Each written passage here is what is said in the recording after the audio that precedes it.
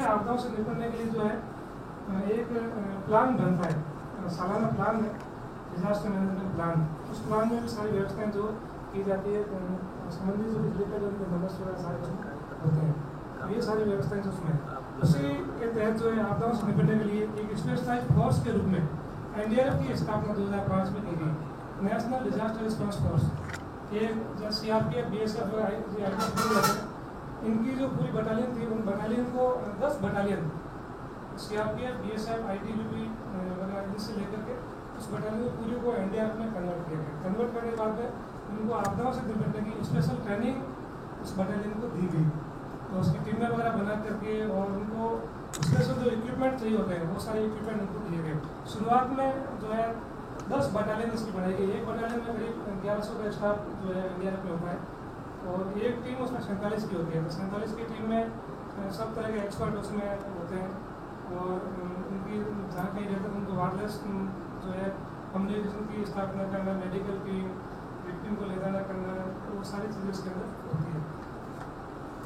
तो और उसके बाद में फिर बटालियन में बढ़ोतरी की। इस टाइम जो एनडीआरएफ की 16 बटालियन सरकार ने सिलेक्शन कर रही है, करीब 15-16 बन गई है, 1-2 लास्ट स्टेज उनका काम चल रहा है।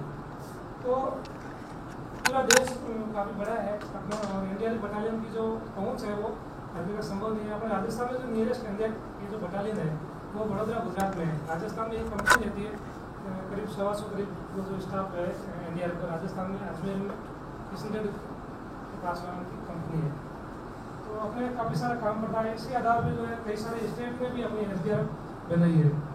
तो राजस्थान में करीब 20 से ज़्यादा स्टेट जो है उन्होंने अपनी अलग से बटालियन जो है स्टेट पुलिस के अंदर या किसी तरह से उन्होंने गठन किए जो अपना काम करते हैं। राजस्थान में भी जो है सरकार ने 2013 में इसका गठन करके नई भर्ती करके इसके जो जवान है वो सारे नई भर्ती सारे एक साथ 2013 के भर्ती है।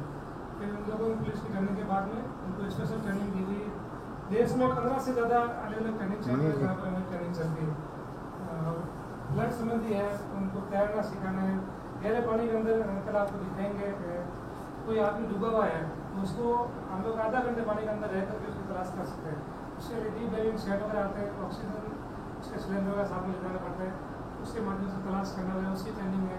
कोई कोलैप्स स्ट्रक्चर है तो उसके अंदर काटने की मशीनें वगैरह है और किस तरीके से वहाँ पर रेस्क्यू करना है, और वो सारी चीज़ें की उनको ट्रेनिंग दी हुई है। इक्विपमेंट्स जो है उनको चलाने की ट्रेनिंग जो है। और फर्स्ट एड का हम लोग जो है काफ़ी सारा सामान भी हमारे पास है, और नॉर्मल जो अपने आसपास दुर्घटनाएँ होती है उनमें क्या क्या अपन कर सकते हैं, क्योंकि एज ए फर्स्ट एडर अपन कोई जो मेडिकल प्रोफेशनल नहीं है तो फिर भी अपन किस तरह से जो मदद कर सकते हैं वो सारे हम लोग बताते हैं। CPR के बारे में डॉक्टर साहब ने बहुत अच्छा बताया होगा। हम लोग जो है सात सेशन तो नहीं अटेंड कर पाए, अलग से जो है हम एडजस्टमेंट को रखेंगे क्योंकि हम लोग काम कर रहे हैं, साथ में जो उसमें काफ़ी ज़्यादा एक्सपीरियंस है तो सीखना मिलेगा। तो ये हमारा काम है। इसके अलावा CBRN का है, केमिकल, बायोलॉजिकल, रेडियोलॉजिकल और न्यूक्लियर, इस टाइप की जो आपदाएँ होती है उसमें किस प्रकार से काम करना हो, उसके लिए अलग अलग सूट वगैरह आते हैं। इन सूट को पहन के जैसे केमिकल बायोलॉजिकल है तो वो सूट से उसका बचाव हो जाएगा। बट कोरोना में अपन PP पहन ले तो पूरा सूट उससे जो है वायरस वगैरह बचाव होता है। इस प्रकार से लीकेज हो रहा है तो उनसे दोनों बचा जाता है। रेडिएशन वगैरह में इनसे बचाव नहीं हो पाता है, लेकिन कई सारे इक्विपमेंट जो आते हैं उनके माध्यम से जो रेडिएशन की जाँच वगैरह वो की जा सकती है। तो अभी CBRN संबंधी सामान हम लोगों को नहीं प्राप्त मिल पाया। जवान काफ़ी ट्रेनिंग कर ली है, सामान जो खरीदने की प्रक्रिया चल रही है, लेकिन अभी तक कोई वो हो नहीं पा रहा है। NDRF के पास CBRN का सामान है, काफ़ी लोग के सामान काम कर रहे हैं। तो कोई बड़े लीकेज वगैरह है जैसे भोपाल गैस साज भी हुई, ऐसे में इस टाइप की ट्रेनिंग वगैरह हो तो काफ़ी विक्टिम को निकालने में फ़ायदा रहता है और काफ़ी सारे जान बचा पाते हैं। इस टाइप का काम हम लोग करते हैं। जून से लेके और सितंबर-अक्टूबर तक जब तक मानसून रहता है तब तक नॉर्मली तो हम सेंट्रलाइज रहता है, क्लोज रहता है जैसे जो मार्ग पे है। लेकिन जब बरसात का टाइम होता है तो हम लोग छोटी टीमें बना कर उन जिलों में भेज देते हैं जहाँ भी बाढ़ आने की संभावना होती है, तो वहाँ पर हमारी टीमें व्यवस्था उपयोग कर देते हैं ताकि जब भी बाढ़ की स्थिति पैदा हो तो हम वो लोग जाके वहाँ काम करते हैं। और फिर अक्टूबर से लेके और फरवरी मार्च तक हमारा ट्रेनिंग का चलता है। अलग अलग जो देश में स्कूल है वहाँ पर हमारा ट्रेनिंग चलते थे। जवान हमारे हायर कंपनी के एरिया ट्रेनिंग वगैरह बना के आते हैं, और इस टाइम पे हम लोग प्रैक्टिस करते हैं। जब ये अप्रैल मई जून के टाइम होते हैं तो स्विमिंग प्रैक्टिस वगैरह ये हम लोग करते हैं। अभी हमने राजस्थान में 13 जिलों में जो गवर्नमेंट ने सेलेक्ट किए थे, उन 13 जिलों में आपदा मित्रों को ट्रेनिंग दी है, जो 18 से 40 साल एज के थे। एनसीसी, स्काउट, NSS, रेलवे के अंदर इन लोग, सिविल डिफेंस, होमगार्ड, इनसे जुड़े जो भी लोग थे और जो 18 से 40 एज में आए थे, उन लोगों को हमने 2 वीक की ट्रेनिंग एज ए आपदा मित्र, उनको ट्रेनिंग हमने 2 वीक की दी है। जोधपुर में 500, जादूपुर पाली से, सुबह बाड़मेर में 300। तो इन लोगों को भी ट्रेन किया है 2 वीक में, काफ़ी उनको चीज़ें भी सीखी हैं। और इसके अलावा स्कूल, कॉलेज, यूनिवर्सिटी वगैरह में जो है हम लोग अवेयरनेस प्रोग्राम करते हैं, 1.5 से 2 घंटे का प्रोग्राम हम करते हैं। उसमें जनरल अवेयरनेस चीज़ें बताते हैं कि छोटी मोटी जो अपने आसपास होने वाली घटनाएं हैं, तो अपन कोई भी प्रोफेशनल नहीं है, फिर भी अपने आसपास जो घटनाएं घटती है उसमें किस प्रकार से अपने काम करके और किसी की जान बचा सकते हैं, तो वही चीज़ हम लोग जो है इस ट्रेनिंग सेशन के दौरान। सर, ये जनरल पब्लिक को भी कराते हैं 2 वीक की ट्रेनिंग? अभी ट्रेनिंग तो जनरल पब्लिक को शुरू नहीं की है। आपदा मित्रों को वो जो सिलेक्टेड थे गवर्नमेंट की तरफ से, कलेक्टर साहब की तरफ से जो नाम आए थे, उन्हीं को ट्रेनिंग दी है। लेकिन यदि वैसे कहीं कोई बताता है कि हमारे इतने लोग यहाँ पे हमको देनी है, तो हम लोग उपलब्ध रहता है, ऐसी कोई दिक्कत नहीं। हमारा प्रयास रहता कि ज़्यादा से ज़्यादा लोग हमसे जुड़े और उनको कोई फीस ना, फीस और कुछ नहीं। तो अभी जो हमारे बहुत रेस्क्यू है और पानी से जो हादसे होते हैं, LPG गैस में जो हादसे होते हैं, इन सारी चीज़ों के बारे में थोड़ी देर जनरल अवेयरनेस की बातें हम लोग करेंगे। इतना ही, क्योंकि हमारे जो जवान जिनकी जो हर टॉपिक पे 4 से 6 वीक की ट्रेनिंग होती है। पहले normal training of trainers, master trainers की अलग ट्रेनिंग होती है, लेकिन जितना टाइम है उस हिसाब से हम लोग कोशिश करेंगे कि ज़्यादा से ज़्यादा हम लोग जनरल अवेयरनेस की जानकारी आपको दे पाएँ। उस प्रैक्टिकल जो है प्रैक्टिकल करके भी दिखाएंगे, तो आप लोग समझें। इस समय जो भी आपके डाउट वगैरह वो साथ के साथ दोस्तों जाहिर से कोई दिक्कत नहीं। ये लोग जो है अपना आपसे वार्तालाप का ही ज़्यादा रहेगा। तो अभी हम शुरू करते हैं इसको। 278 SDRF जोधपुर से हूँ और मैंने लगभग डिजास्टर मैनेजमेंट के सारे कोर्स कर रखे हैं। वाटर रेस्क्यू का मैंने कोलकाता से डीप डाइविंग का कोर्स कर रखा है, और मेडिकल इमरजेंसी के लिए मैंने MFR और CSSR का दोनों कोर्स, बेसिक कोर्स और TOT कोर्स दोनों कर रखे हैं मैंने। और CBRN संबंधित जो कोर्स होता है हमारे डिजास्टर मैनेजमेंट में, वो मैंने बेसिक, TOT और MOT तीनों कोर्स कर रखे हैं। तो आज मैं आपको डिजास्टर मैनेजमेंट से संबंधित कुछ बेसिक अवेयरनेस के जो चीज़ें हैं जो आम पब्लिक कर सकती है, या आपके आसपास कहीं पर भी कोई घटना होती है तो आप किसी की हेल्प कैसे कर सकते हो, उसके बारे में मैं आपको नॉलेज दूंगा। वैसे डिजास्टर मैनेजमेंट की ज़रूरत क्यों पड़ती है हमको, उसका हम देखते हैं। Disaster management activities are aim to minimise loss of life and damage in the event of disaster. कोई भी डिजास्टर होता है ना, तो उसमें डिजास्टर मैनेजमेंट की भूमिका यही रहेगी कि हम लोग उस डिजास्टर में जो भी नुकसान हो रहा है, चाहे किसी की लाइफ का थ्रेट हो, या हो सकता है, जरूरी नहीं है कि लाइफ का थ्रेट हो, कहीं पर भी डिजास्टर हो रहा है तो अगर मान लीजिए कहीं फ्लड आ गया, फ्लड आएगा तो क्या होगा, सिर्फ लोग डूब के खत्म होंगे ऐसा जरूरी नहीं है ना। उसके अलावा भी तो बहुत सारे नुकसान होंगे, कहीं रोड टूटेगी, कहीं पुल टूटेंगे, ठीक है। तो उनके नुकसान को हम लोग कम कैसे कर सकते हैं, ये मेनली डिजास्टर मैनेजमेंट का मेन एम हमारा ये रहेगा, to reduce the harmful effect of all hazards and including disaster. Disaster के साथ साथ हम लोग क्या करेंगे, कोई भी हजार्ड होगा उसके इफेक्ट को हम कम कैसे कर सकें, ये मेन हमारा एम रहेगा। Ensuring the safety of life during disaster. Disaster के दौरान लोगों की लाइफ को जो खतरा उत्पन्न होता है उसको हम लोग कम करने का प्रयास करते हैं, और helping in rebuilding society after the disaster. Disaster आने के बाद में सोसाइटी को वापस कैसे खड़ा करना है, हमारे को लोगों को वापस से नॉर्मल लाइफ में वापस कैसे लेके आना है, ये हमारे डिजास्टर मैनेजमेंट का मेन एम रहेगा। डिजास्टर मैनेजमेंट में मेनली 5 चीजें होती है, 5 चीजें हैं जिनके अंदर हम लोग डिजास्टर मैनेजमेंट से लोगों की लाइफ सेव कर सकते हैं, होने वाले नुकसान को हम लोग कम कर सकते हैं। पहली चीज मेडिकल इमरजेंसी है। मेडिकल इमरजेंसी किसी के साथ भी कहीं पर भी हो सकती है। हम लोग रोड पे जा रहे हैं, एक्सीडेंट हो गया, हमारे साथ मेडिकल इमरजेंसी हो गई, वो बड़ा एक डिजास्टर का रूप नहीं है, पर हमारे लिए तो वो डिजास्टर से कम भी नहीं है। अगर किसी के घर में किसी को हार्ट अटैक से आ गया है और CPR देने की ज़रूरत है और हम उसके बारे में नहीं जानते हैं, पर वो हमारे लिए तो उस फैमिली के लिए तो वो डिजास्टर ही है। एक प्रदेश के लिए या देश के लिए वो डिजास्टर नहीं होगा, पर फैमिली के लिए तो डिजास्टर ही है।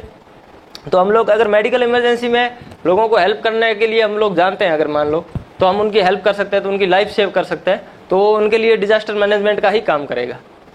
तो मेडिकल इमरजेंसी कहीं पर भी हो सकती है, बड़े रूप में भी हो सकती है और छोटे रूप में भी हो सकती है। तो मान लीजिए कहीं बड़ा ट्रेन एक्सीडेंट हो गया तो वो भी मेडिकल इमरजेंसी में ही है। या अगर मान लीजिए जैसे कोरोना फैला तो वो ये तो डिजास्टर से भी बड़ा रूप था इसका, तो ये तो पैंडेमिक था, वर्ल्ड वाइड ये मतलब डिजास्टर था, तो इसका इफेक्ट तो बहुत ज़्यादा हुआ ना। तो अगर मेडिकल इमरजेंसी से संबंधित, कोरोना से बचाव से संबंधित हम अगर चीज़ें जानते होते तो हम इतना कोरोना नहीं फैलता, इतना हो सकता नुकसान नहीं होता। उसके अलावा CBRN इमरजेंसी है। CBRN इमरजेंसी में 4 चीज़ें हैं। केमिकल का कहीं पर अगर मान लीजिए कोई रोड से केमिकल ट्रांसपोर्ट हो रहा है और टैंकर एक्सीडेंट हो गया या पलट गया और पूरा केमिकल फैल गया वहाँ पर, तो वहाँ पर जो डिजास्टर की स्थिति उत्पन्न होगी उसको कैसे रिड्यूस कर सकते हैं हम लोग, ये है एक। तो दूसरा है बायोलॉजिकल जैसे कोरोना फैला, ये बायोलॉजिकल वारफेयर एजेंट है एक तरह से, तो उसको हम लोग कैसे रिड्यूस कर सकते हैं वो है। और 2 चीज़ें हैं, R और N का मतलब है रेडियोलॉजिकल और न्यूक्लियर। ये दोनों सिमिलर ही है, सिमिलर चीज़ें हैं, न्यूक्लियर और रेडियोलॉजिकल, ये दोनों सिमिलर चीज़ें साथ में ही पढ़ाई जाती है, साथ में ही इसका मैनेजमेंट सिखाया जाता है, दोनों एक जैसी चीज़ें हैं। पर ये न्यूक्लियर है वो रेडियोलॉजिकल हो सकता है, पर रेडियोलॉजिकल है वो न्यूक्लियर नहीं हो सकता, इसीलिए थोड़ा इनमें डिफरेंस है, इसीलिए थोड़ा अलग से इनका नाम रखा गया है। ये CBRN इमरजेंसी। इसके अलावा वाटर रेस्क्यू इमरजेंसी में बड़े रूप में देखेंगे हम लोग तो फ्लड हो गया कि अगर कहीं पर बाढ़ आ गई या बादल फट गया कहीं पर या नहर टूट गई कहीं पर, बांध टूट गया कहीं पर, ऐसी अगर स्थिति उत्पन्न होती है तो एक तो वाटर रेस्क्यू की वहाँ पे जरूरत पड़ेगी। दूसरा, मान लीजिए हम लोग कहीं घूमने चले गए और पैर फिसल के हम लोग तालाब में या बांध में कहीं पर भी गिर सकते हैं हम लोग, तो ऐसी अगर स्थिति उत्पन्न होती तो वाटर रेस्क्यू की वहाँ पे जरूरत पड़ती। तो वाटर रेस्क्यू के डिजास्टर में उसके इफेक्ट को कम कैसे करना है इसके बारे में, और इसके साथ साथ इन सभी चीज़ों में ये चीज़ कॉमनली चलेगी, रोप रेस्क्यू और फायर रेस्क्यू। फायर का भी इन सब में काम पड़ सकता है और रोप रेस्क्यू तो हर जगह ही काम पड़ेगा। जैसे फ्लड आ गया मान लो, तो नदी से लोगों को क्रॉस करवाना है, इस साइड से उस साइड लेके जाना है, रिवर क्रॉसिंग करवानी है हमारे को, तो उसमें हमारी रोप रेस्क्यू काम में आएगा। सिर्फ वाटर रेस्क्यू करने से काम चलेगा नहीं, उसमें साथ में लोगों को रस्से के माध्यम से इधर से उस किनारे तक पहुंचाना पड़ेगा हमारे को। इसके अलावा CSSR इमरजेंसी है, मतलब भूकंप वगैरह कहीं पर आ गया या कोई पुरानी बिल्डिंग है वो कोलैप्स हो गई। CSSR का मतलब है collapse structure search and rescue operation. कोई भी स्ट्रक्चर है वो ढह गया है, ध्वस्त संरचना है, उसके अंदर हम लोग सर्च एंड रेस्क्यू ऑपरेशन किस प्रकार से करते हैं, ये डिजास्टर मैनेजमेंट में मुख्यतः 5 चीजें हैं। पहला है मेडिकल इमरजेंसी। जो मैंने 5 चीजें पहले बताई उनका मैं थोड़ा सा आपको सबको मोटा मोटी आइडिया देने का प्रयास करूंगा।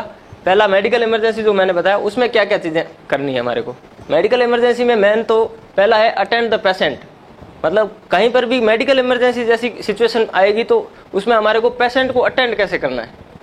किसी के साथ कोई घटना हो गई है, मान लीजिए बस किसी गाड़ी का एक्सीडेंट हो गया है और उसके अंदर कोई आदमी फंसा हुआ है, तो उसको हम मेडिकल इमरजेंसी है, उसको मेडिकल हेल्प की ज़रूरत है, तो हम लोग उसको अटेंड कैसे करेंगे। अगर हमको अटेंड ही ठीक से नहीं कर पाए तो उसकी हम हेल्प भी नहीं कर पाएंगे। मैं आपको एक घटना बताता हूँ कि यहीं जोधपुर की ये घटना है कि यहाँ से कोई आदमी बीमार था तो उसको अहमदाबाद लेके गए ऑपरेशन के लिए।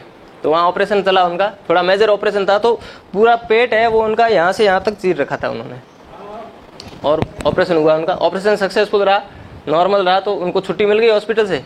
वो लोग वापस आ रहे थे, तो प्राइवेट गाड़ी थी उनकी, पर्सनल गाड़ी थी छोटी, वापस आ रहे थे। रास्ते के अंदर क्या हुआ कि एक्सीडेंट हुआ और गाड़ी पलट गई। तो जो लोग सेफ थे उनके साथ में, जो बीमार व्यक्ति के साथ में थे, वो लोग तो क्या है निकल गए, पर जिसके ऑपरेशन हो रखा था तो वो आदमी क्या खुद से तो निकल नहीं पा रहा था, तो वो गाड़ी के अंदर ही फंसा हुआ था। तो जैसे ही घर वाले उसके बाहर निकले ना, तो भीड़ ने घेर लिया गाड़ी को और घर वालों को तो निकाल के सबको लेके चले गए।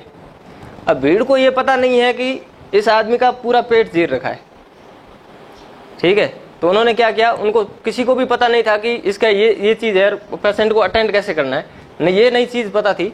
इसलिए उन्होंने क्या किया कि उनके दोनों हाथ थे ना वो ऐसे खींचे, ऐसे, तो वो ऐसे हुआ ना, और हाथ पीछे खींचे, तो ये जो सील रखा था यहाँ से ये पूरा खुल गया वापस, ठीक है ना। तो अगर हमको ठीक से जानते, अगर पेशेंट अगर कोई फंसा हुआ है अंदर, उसको अटेंड कैसे करना है, अगर ठीक से जान लेते तो उनकी जान नहीं जाती, उस वजह से वो आदमी की डेथ हो गई फिर। तो ये मेन चीज़ ये रहेगी कि पेशेंट को अटेंड कैसे करना है। दूसरा है अलर्ट EMS। कहीं पर भी कोई भी घटना होती है तो उसको अंदर हमारे को इमरजेंसी मेडिकल सर्विस है, उसको हमेशा अलर्ट करना चाहिए। हमारे आसपास कई घटनाएं होती है, हम रोज़ देखते हैं, शहर के अंदर भी बाहर भी रोज़ घटनाएं होती है। तो हमारा काम ये बनता है कि हम कम से कम ज़्यादा हेल्प नहीं कर पाए तो कम से कम इमरजेंसी मेडिकल सर्विस 108 को, एम्बुलेंस को, पुलिस को, इनको तो हम लोग कॉल कर ही सकते हैं, इनको तो बुला ही सकते हैं। तो इसको कैसे बुलाना है वो है। तीसरा है प्री हॉस्पिटल ट्रीटमेंट, मतलब हॉस्पिटल से पहले जो हम उसका कैसे थोड़ा बहुत कुछ इलाज कर सकते हैं, जो हमारे आसपास संसाधन मौजूद है। जैसे हम NDRF या SDRF के रूप में अगर हम लोग काम कर रहे हैं तो हमारे पास मेडिकल किट वगैरह रहता है साथ में, तो हमारे पास तो उसका फर्स्ट एड देने के लिए संसाधन उपलब्ध है। पर अगर मान लीजिए आप लोग कहीं पर रास्ते में जा रहे हैं और आपके सामने कोई ऐसी घटना घटित होती है, तो आपके पास जो भी आसपास उपलब्ध संसाधन है उनसे आप कैसे हेल्प कर सकते हैं, उसके बारे में थोड़ा बहुत बताएंगे। इसके अलावा लिफ्टिंग एंड मूविंग, कोई पेशेंट है तो उसको कैसे उठाना है, कैसे एम्बुलेंस में भेजना है उसको, और एम्बुलेंस से उतार रहे हो तो कैसे लेके जाना है, स्ट्रेचर पे कैसे रखना है, उसके बारे में आपको जानकारी देंगे। पहला था attend the patient. Patient attend करने के लिए क्या होता है, दो चीज़ें हैं इसमें जो साथ साथ चलेगी। एक तो मान लीजिए कि छोटी घटना है, एक ही पेशेंट है हमारे सामने, और एक बड़ी घटना है, बहुत सारे पेशेंट है और हम लोग टीम के रूप में काम कर रहे हैं, कहीं पर दो सिनेरियो साथ में लेके चल रहे हैं हम लोग। तो पहला है इंट्रोड्यूस योरसेल्फ। जैसे मान लीजिए मैं यहाँ पे आया हूँ और यहाँ पे कोई घटना हो गई है और मैं वर्दी लगा के आया हूँ, या SDRF कैंडिडेट के रूप में आया हूँ, या मेडिकल टीम के रूप में आया हूँ, तो मैंने अपना प्रॉन पहन रखा होगा, तो मेरे को खुद को इंट्रोड्यूस करने की जरूरत नहीं है। आप देख के ही समझ जाओगे कि SDRF का बंदा है, ये हेल्प करने के लिए आया है, या मेडिकल टीम का बंदा है, ये हेल्प करने के लिए आया है। मान लीजिए आप लोग अगर कहीं पर काम कर रहे हो, आप किसी की हेल्प करने जाओगे, तो अगर उसका परिवार वाला साथ में है तो आपको तो हाथ ही नहीं लगाने देगा उसको, कैसे आपके ऊपर विश्वास कैसे करेगा। तो इसके लिए आपको क्या बताना पड़ेगा कि आप क्या जानते हो। भाई आप एक तो आपका नाम बताओ, एक आप अपने ऑर्गेनाइजेशन का नाम बताओ, और तीसरी चीज़ बताओ कि आप क्या जानते हो। जैसे अगर मैं खुद को इंट्रोड्यूस करूंगा तो मैं ये बताऊंगा कि मेरा नाम सजन सिंह है, मैं SDRF से आया हूँ और मैं फर्स्ट एड देना जानता हूँ। फर्स्ट एड देना जानता हूँ, क्या मैं इनकी हेल्प कर सकता हूँ। अगर एक पेशेंट है आपके सामने, ठीक है, और बहुत सारे पेशेंट होंगे तब क्या करना है, तब भी तो आपको लोगों को तो हेल्प तो करनी पड़ेगी, ठीक है ना। तब जो भी वहाँ पर संस्थाएं काम कर रही है उनके साथ आप लग जाओ कि भाई मैं ये जानता हूँ, मैं आपके साथ में हेल्प करता हूँ, इस तरह से। दूसरा क्या है, इंश्योर सेफ्टी। आप अपना इंट्रोडक्शन दे दोगे, उसके बाद में इंश्योर सेफ्टी में किस चीज़ की सेफ्टी का ध्यान रखना है। एक तो पेशेंट की सेफ्टी, कि मान लीजिए पेशेंट कहीं रोड पर ही पड़ा है और आप उसका वहीं फर्स्ट एड देने लग गए, तो कोई दूसरी गाड़ी आएगी और वो फिर इंजर्ड करेगी उसको, या आपको भी इंजर्ड कर सकती है। तो इंश्योर सेफ्टी में एक तो आपकी सेफ्टी, कि आप खुद सेफ रहो पहले, तो तब तो किसी की हेल्प कर पाओगे, वरना तो कैसे हेल्प कर पाओगे। तो एक तो खुद की सेफ्टी का ध्यान रखना है, दूसरा पेशेंट की सेफ्टी का ध्यान रखना है, और तीसरा जो आसपास लोग मौजूद हैं उनकी भी सेफ्टी का ध्यान रखना है। तो इंश्योर सेफ्टी और चेक रिस्पॉन्सिवनेस। अगर पेशेंट को आपने देख लिया है, आपने कहीं से बाहर निकाल लिया है या सेफ जगह पे लेके आ गए हो, तो तब क्या करना है, आपको उसका रिस्पॉन्सिवनेस चेक करना है, होश में है कि नहीं है, या कितनी इंजरी हुई है उसको, वो सब देखना है उसको। आप अगर नॉर्मली देखोगे ना, सीन को देख के ही आपको समझ में आ जाएगा कि क्या घटना हुई है, कैसी घटना हुई है, और उसमें हमें कैसे हेल्प कर सकता हूँ। तीसरा क्या है, assessment of the scene. Scene का असेसमेंट करना है, कि घटना स्थल को देखना है आपको कि घटना स्थल किस तरफ जा रहा है। हो सकता है कि आप जब पहुंचे हो घटना स्थल पर, उस समय घटना हो चुकी है और सब लोगों को लगभग निकाल लिया और घटना खत्म हो गई है, उसके बाद आप पहुंचे हो। या हो सकता है कि जैसे ही ट्रेन एक्सीडेंट हुआ आप उसी समय वहीं पर मौजूद थे, उस समय पहुंचे हो। या कई लोगों को निकाल दिया गया है, कुछ लोग फंसे हुए, उस समय आप पहुंचे हो। सिचुएशन अलग अलग रहेगी ना, कभी भी सिचुएशन सेम नहीं रहेगी। तो सीन का असेसमेंट करना है, और इसको मैं कैसे कम कर सकता हूँ, लोगों की हेल्प करके जो नुकसान हो रहा है इसको मैं कैसे कम कर सकता हूँ इंडिविजुअली, ये देखना है अपने को। और क्या है, type of medical emergency. Medical emergency किस टाइप की है, मेडिकल इमरजेंसी दो टाइप की है, मैं आप लोगों ने सुना ही होगा। एक तो ट्रॉमा इमरजेंसी होती है, जिसमें जैसे एक्सीडेंट हो गया या कहीं से हाथ पैर टूट गया किसी आदमी का, एक तो ट्रॉमा इमरजेंसी होगी। और दूसरा क्या है, मेडिकल इमरजेंसी। उसमें क्या होता है, जैसे हार्ट अटैक आ गया किसी को, या किसी को मिर्गी की बीमारी है तो वो हो गया, किसी को दांत जुड़ गए किसी के, है ना, या बीपी हाई लो की किसी को समस्या है, ऐसी इमरजेंसी को मेडिकल इमरजेंसी बोलेंगे हम लोग। और एक ट्रॉमा इमरजेंसी, ठीक है। तो आपको ये असेस करना है कि जो आपके सामने घायल व्यक्ति पड़ा हुआ है उसको किस प्रकार की इमरजेंसी है और उसको किस प्रकार की हेल्प चाहिए, तो ये आपको देखना है। इसके बाद में आप जैसे ही उसका रिस्पॉन्सिवनेस चेक करते हो, आपने उसको बुलाया कि भाई साहब क्या हो गया, या जो भी आपने जिस तरह से भी पूछा, आपको जो भी जवाब मिला या नहीं मिला, अगर होश में होगा तो जवाब देगा कुछ, या होश में नहीं होगा तो कुछ भी जवाब नहीं देगा। तब आपको क्या करना है, चेक CAB या ABC भी बोलते हैं कई जगह। मैंने काफ़ी जगह कोर्सेज किए हैं या काफ़ी जगह क्लासें भी अटेंड की है, इसमें दोनों चीज़ें बताते हैं। कई बार CAB बताते हैं, कई बार ABC बताते हैं। तो इसमें आपको जो ठीक लगे वो समझ लेना। पर ये तीन चीज़ें, ABC और CAB, चीज़ एक ही है, आगे पीछे चेक करने का सिस्टम है, बाकी चीज़ एक ही है। तो ये तीनों चीज़ें चेक करनी जरूरी है, और कैसे चेक करनी है वो आपको आनी चाहिए। तो CAB में पहला है C का मतलब होता है सर्कुलेशन, उसका ब्लड सर्कुलेशन चल रहा है कि नहीं चल रहा है, पहले सबसे पहले आपको ये चेक करना है। तो ये चेक करने के लिए आप उसकी पल्स चेक करोगे। तो एडल्ट आदमी है तो आप यहाँ से चेक कर सकते हो, रेडियल पल्स, या अगर बेहोशी की हालत में है तब आपको कौन सी पल्स चेक करनी है, कैरोटिड पल्स होती है, यहाँ पे कैरोटिड पल्स चेक करनी है आपको। यहाँ पे अगर आप अपनी तीनों उंगलियां लगा के चेक करोगे तब आपको ऐसे एक पल्पेट होती हुई पल्स पकड़ में आएगी। अगर नहीं हो रही है पल्पेट तो इसका मतलब क्या है, डेथ हो गई है उसकी। भाई पल्स नहीं चल रही इसका मतलब डेथ हो गई है उसकी। और पल्स अगर पल्पेट हो रही है तब क्या देखना है आपको, एयरवे देखना है इसका। ये मैं एक एक करके चीजें आगे बता दूंगा। एयरवे में क्या चीज देखनी है कि भाई उसका एयरवे है वो क्लियर है कि नहीं है, सांस लेने लायक है या नहीं है। हो सकता है कोई चीज, कई बार क्या होता है दांत वगैरह जुड़ते हैं तब क्या होता है, जबान पलटी खा जाती है और गला अवरुद्ध हो जाता है पूरा, तब क्या होता है, सांस नहीं ले पाता आदमी। तो एयरवे क्लियर करना बहुत जरूरी है। तो एयरवे क्लियर करने के दो मेथड्स है, उसमें एक पहला है ये हेड टिल्ट और चिन लिफ्ट। इसमें क्या करना है, हेड को पीछे की तरफ दबाना है और चिन है इसके ऊपर अंगूठा रख के इसको मुंह को खोल के देखना है कि अंदर कुछ फंसा हुआ है या जबान पलटी है कि नहीं है, वो चेक करना है। ये इस तरह से आप देख सकते हैं। इसमें क्या है, हेड टिल्ट चिन लिफ्ट में do not use this method if suspect head neck और स्पाइनल इंजरी। अगर हेड में चोट लगी हुई है, आपको अगर लगता है कि इसके सर में चोट है या गर्दन के अंदर चोट है या रीढ़ की हड्डी के अंदर चोट है, तब इस मेथड से कभी भी एयरवे ओपन नहीं करना है। एयरवे ओपन ये नॉर्मल अगर मेडिकल इमरजेंसी है कहीं पर, तब आप हेड टिल्ट या चिन लिफ्ट विधि यूज कर सकते हो।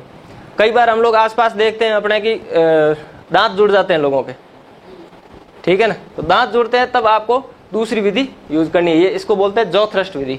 शायद डॉक्टर साहब ने आपको बताया होगा आज CPR में, ये एयरवे ओपन करने की बताई क्या, नहीं बताई? हाँ, तो ये जॉ थ्रस्ट विधि बोलते हैं इसको।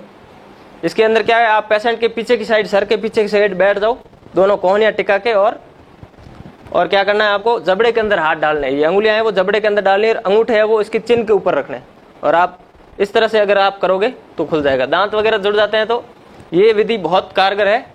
इसके यहाँ पर हमारे गाँव के साइड में यहाँ कई लोग क्या करते हैं, कोई जूता सूंघाता है या और भी बहुत सारे करते हैं, नाक पकड़ते हैं कि मुंह बंद करते हैं।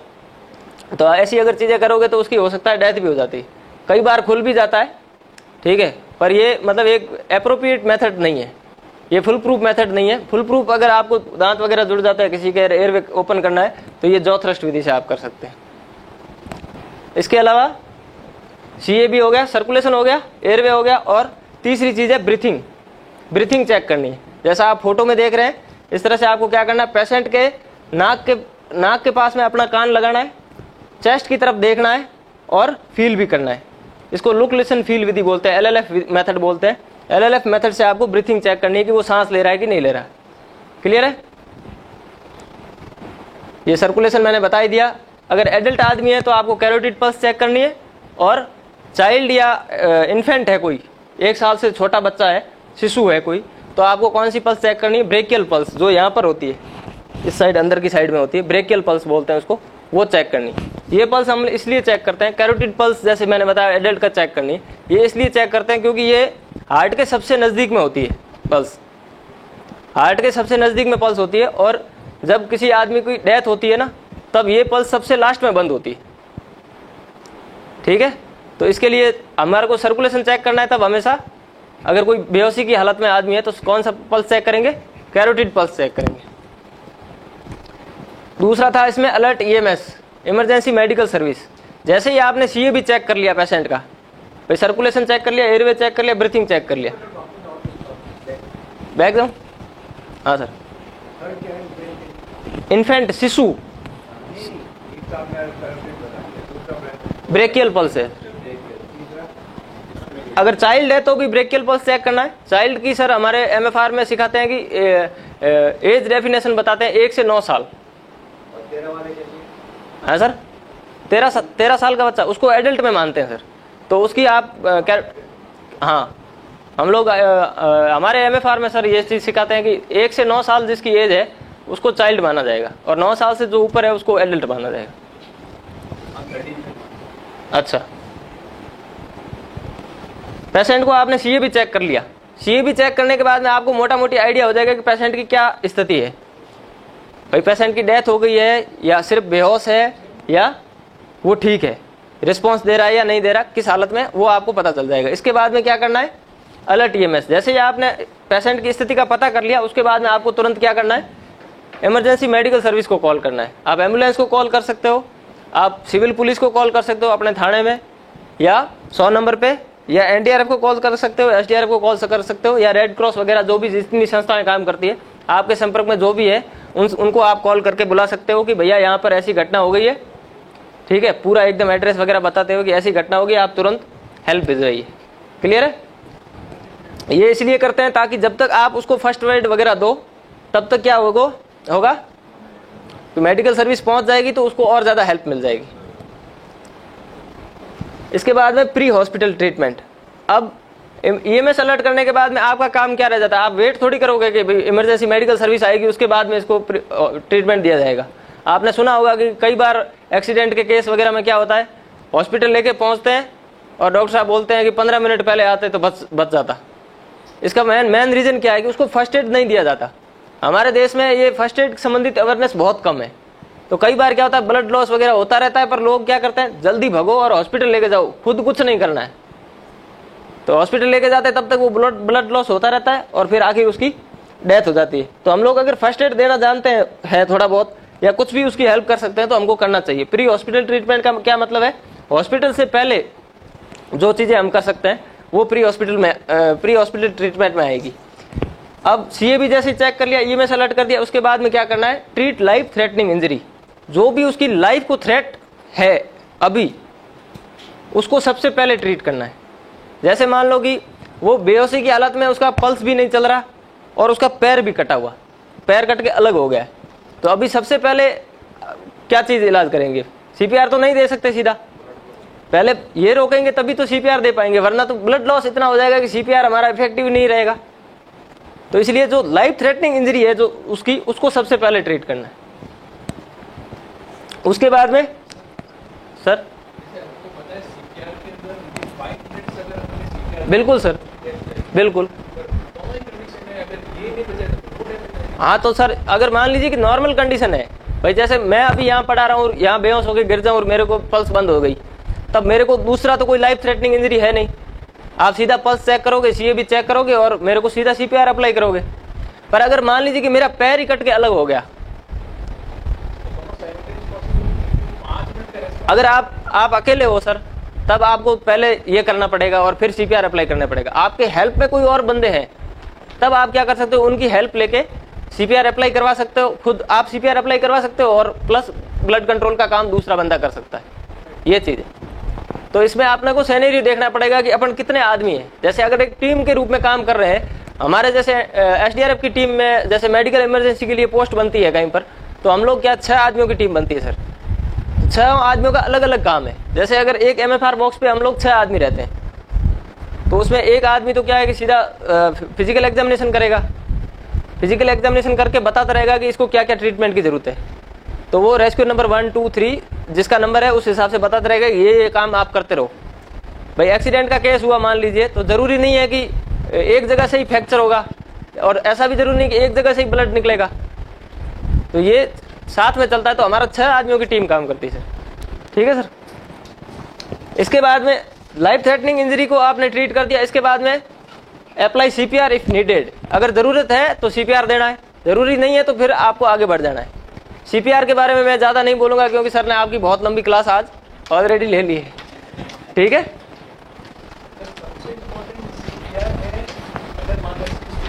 हाँ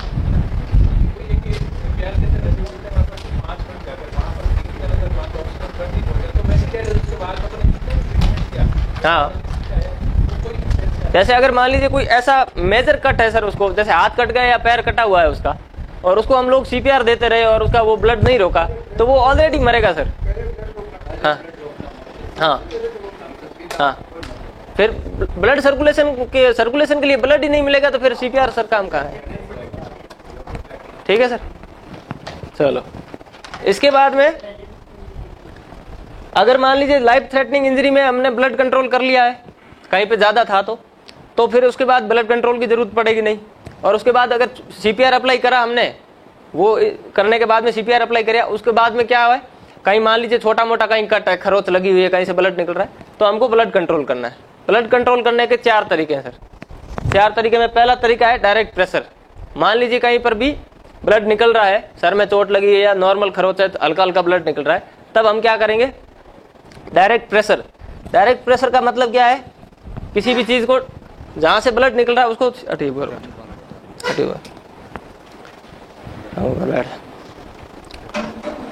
बैठ जाओ। मान लीजिए इनके हाथ में चोट लगी और ब्लड निकल रहा है यहाँ से, तब आपको क्या करना है, कोई भी साफ कपड़ा लेना है आपके, क्योंकि जरूरी नहीं है कि आपके पास ये सारी चीजें उपलब्ध रहेगी। जो भी चीज आप रुमाल ले सकते हो अपना, या कोई भी साफ कपड़ा ले सकते हो, उसको लेके क्या करना है, सीधा उसके ऊपर दबाव देना है। डायरेक्ट प्रेशर का मतलब सीधा दबाव देके इसको छोड़ दो, या अगर आपके पास पट्टी वगैरह है तो बांध सकते हो। सीधा डायरेक्ट प्रेशर दबाव दे दो। इससे अगर ब्लड नहीं रुक रहा, मान लीजिए ये पूरा ब्लड से सन गया है और ब्लड रुका नहीं, तब आपको क्या करना है, इसको हटा के दूसरी नहीं लगाना है। हटाएंगे तो क्या होगा, जो थक्का बना ब्लड का वो फिर वापस उतना ही टाइम लगेगा थक्का बनने में। तो इसको क्या करना है, इसको यहीं रखना है, इसके ऊपर दूसरी लगानी। डायरेक्ट प्रेशर से तो ये हो गया। इसके अलावा दूसरा तरीका इसमें है एलिवेशन। एलिवेशन किससे देंगे, हार्ट से। भाई पानी की मोटर है, वो 1 मंजिल बिल्डिंग है हमारी, और पानी की मोटर स्टार्ट करते हैं तो वो टंकी जल्दी भरेगी। 2 मंजिल वाली टाइम लेगी क्योंकि ऊपर पानी धीरे जाएगा, 3 मंजिल वाली और धीरे भरेगी। वैसा ही सिस्टम है, हार्ट जो है, हार्ट पंप करता है पूरे शरीर में ब्लड को। तो हार्ट के लाइन से हम लोग किसी चीज को ऊपर उठा लेंगे ना, तो इतने प्रेशर से ब्लड ऊपर नहीं आएगा। जैसे मान लीजिए पैर में चोट लगी है, तो इनको सुला के हम लोग क्या करेंगे, पैर ऊपर कर लेंगे। ठीक है। हाथ वगैरह में चोट लगी तो आप इस तरह से एलिवेट कर सकते हो हाथ को, उससे प्रेशर कम रहेगा तो ब्लड ऊपर कम आएगा, कम प्रेशर से आएगा, इससे रुकने की संभावना बढ़ेगी। तीसरा है प्रेशर पॉइंट। मान लीजिए दोनों तरीके आपने अपना लिए और फिर भी ब्लड नहीं रुक रहा, तब आपको क्या करना है, प्रेशर पॉइंट जो पल्स वगैरह होती है हमारे शरीर में आगे धकेलने का काम करती है ब्लड को, जो उनको दबाना है। जैसे मैंने अभी बताया, यहाँ पे एक ब्रेकियल पल्स होती है, ठीक है ना। तो आप इस तरफ ब्लड को आगे हाथ में भेजने का काम कौन कर रहा है, पहले तो हार्ट भेज रहा है यहाँ तक, ये आगे सब मोटर है, मेन मोटर ये है, सब मोटर यहाँ पे है, ये आगे भेजने का काम कर रही है। तो यहाँ से इनको दबा लो, इसको पल्पेट होने नहीं देंगे तो आगे ब्लड कम आएगा, है ना। आगे ब्लड कम आएगा तो ब्लड अपने आप रुकेगा। अगर ये तीनों तरीके अपना लिए ब्लड रुक गया है, तब तो और इंजरी क्या है इसको वो देखनी है आपको। इन तरीकों से भी आपको लगता है कि ब्लड ज्यादा बह रहा है, मान लीजिए हाथ आगे से पूरा कटा हुआ ही है, कट ही गया या पूरा लटक गया, कट गए और ब्लड नहीं रुक रहा, तब आपको क्या करना है, चौथा तरीका है, वो बहुत कम यूज करना चाहिए, पर अगर इसकी लाइफ को थ्रेट है ना, तब आपको चौथा तरीका यूज करना है, उसको बोलते हैं टोर्निकेट। टोर्निकेट में क्या करना है, जहां पे चोट लगी है उसके बिल्कुल नजदीक में, ऐसा नहीं कि चोट यहाँ पे लगी है आप लोग यहाँ से बांध रहे हो, यहाँ से नहीं बांधना है, जहां चोट लगी है उसके बिल्कुल नजदीक में क्या करना है, इस तरह का एक पट्टी लेनी है, रस्सी वगैरह लेनी है छोटी कोई, या ऐसी पट्टी ले सकते हो, और चोट के बिल्कुल नजदीक में आपको इस तरह से बांधना है, ऐसी एक नॉर्मल गांठ दे देनी। इसके बाद में कोई पेन या सरिया वगैरह जो भी आपके पास में हो उसके ऊपर रखना है, और एक वैसे ही गांठ एक और देनी है ऐसे, और इसको घुमा के टाइट कर देना है। ये इस तरह से घुमा के टाइट रखना है, ठीक है। अब इसको लगातार नहीं रखना है, ऐसा नहीं है कि आपने एक बार टाइट कर दिया और फिर इसको छोड़ दिया, ऐसा नहीं करना है। ऐसा करोगे तो ये जो आगे वाला जो अंग है वो खराब होने के चांसेस रहेंगे, क्योंकि क्या है, इसको ब्लड सर्कुलेशन नहीं मिलेगा। तो इसके लिए क्या करना है, आपको हर 5 या 7 मिनट में इसको एक बार ढीला करना है, एक बार इसको ब्लड सर्कुलेशन देना है, और उसके बाद फिर वापस टाइट कर देना। इसको बोलेंगे हम टॉर्निकेट विधि। तो ब्लड कंट्रोल के 4 और तरीके आ गए समझ में। पहला डायरेक्ट प्रेशर, दूसरा एलिवेशन, तीसरा प्रेशर पॉइंट, और चौथा टॉर्निकेट। ये इस तरह से आपको ब्लड कंट्रोल करना है। इसके बाद में मान लीजिए ब्लड कंट्रोल हो गया, भैया आपने पेशेंट को अटेंड कर लिया, CAB वगैरह चेक कर लिया, EMS अलर्ट कर दिया, और CPR जरूरत थी CPR दे दिया, उसका और कहीं ब्लड निकल रहा था वो भी आपने अगर ट्रीट कर दिया। उसके बाद में अगर आपके पास टाइम है, एम्बुलेंस वगैरह नहीं आई है, तब आपको क्या करना है, और इसका फिजिकल एग्जामिनेशन करना है पूरा ही, कि इसके शरीर में और कहाँ कहाँ चोटें हैं, ठीक है। अगर ये होश में रहेगा तो इनसे खुद से पूछ सकते हैं हम लोग कि भाई साहब कहाँ चोट लगी, कहाँ दर्द हो रहा है आपको, है ना। और अगर बेहोशी की हालत में, तब हम क्या करते हैं, इसका पूरा फिजिकल एग्जामिनेशन करते हैं, पूरा हेड से टो तक, पूरा एकदम हाथ लगा के पूरा दबा दबा के देखते हैं कि कहाँ पर इसको फ्रैक्चर हो रखे हैं, कहाँ पे चोट लगी हुई है, ठीक है।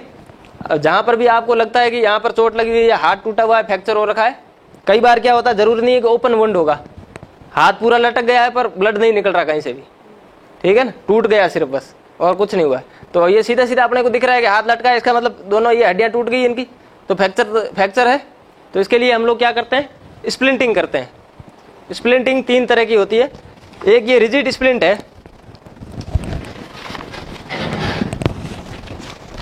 ये हार्ड है, रिजिड स्प्लिंट बोलते हैं इसको। इसके अंदर है ना एक स्पंज लगा हुआ है, एक साइड में लकड़ी है, तो इसको बाहर निकालना है, प्लास्टिक के साथ नहीं रखना है, बाहर निकालना है। बाहर खपच्ची बोलते हैं ना हम लोग, है ना, अपने मारवाड़ी में क्या चाकड़ बांध लो, है ना, हाँ। तो ये है, और एक न्यूमेटिक स्प्लिंट आती है, ये अलग अलग टाइप की आती है। ये जैसे मान लो पैर की है ना, यहाँ की थाई की, पूरे पैर की इसकी।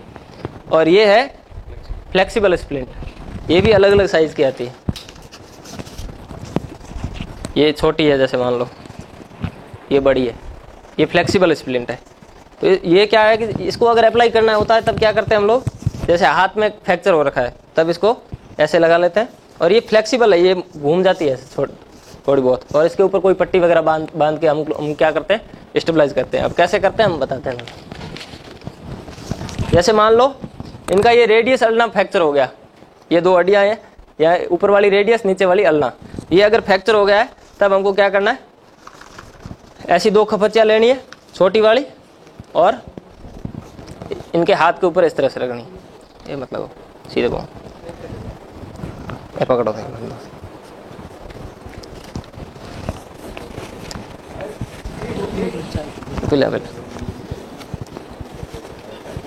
इस तरह का कोई पतला कपड़ा या रस्सी वगैरह लेकर आप क्या कर सकते हैं, इसको थोड़ा टाइट बांध सकते हैं। ज़्यादा टाइट नहीं बांधना है, वरना क्या होगा, ब्लड सर्कुलेशन रुकेगा। वही जो टॉर्निकेट में मैंने बताया आपको, वैसे ही ब्लड सर्कुलेशन रुक जाएगा। तो इनको पूछ लेना है कि भैया ज़्यादा टाइट तो नहीं है, अगर होश में है तो पूछ लेना है कि ज़्यादा टाइट वगैरह तो नहीं है। छोड़ो।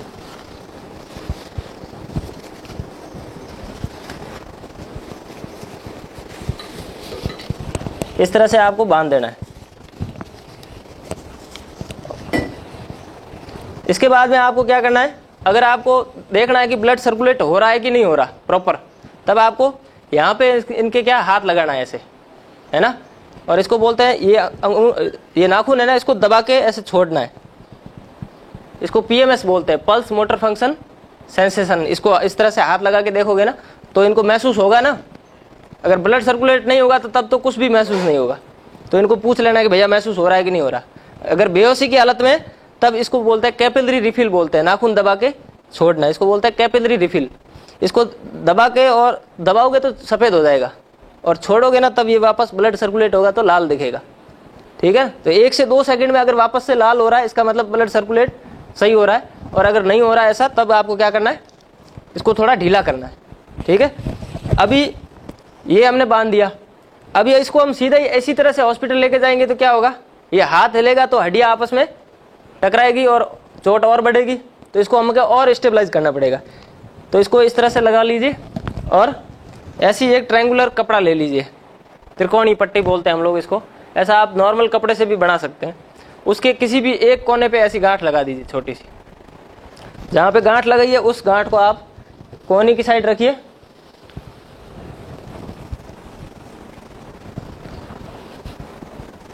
इस तरह से आप सीलिंग लगा लीजिए। मतलब अगर कपड़ा पतला है तो आप कोई पीछे उसके कपड़ा और लगा सकते हो ताकि उसके गर्दन पे चुभे नहीं।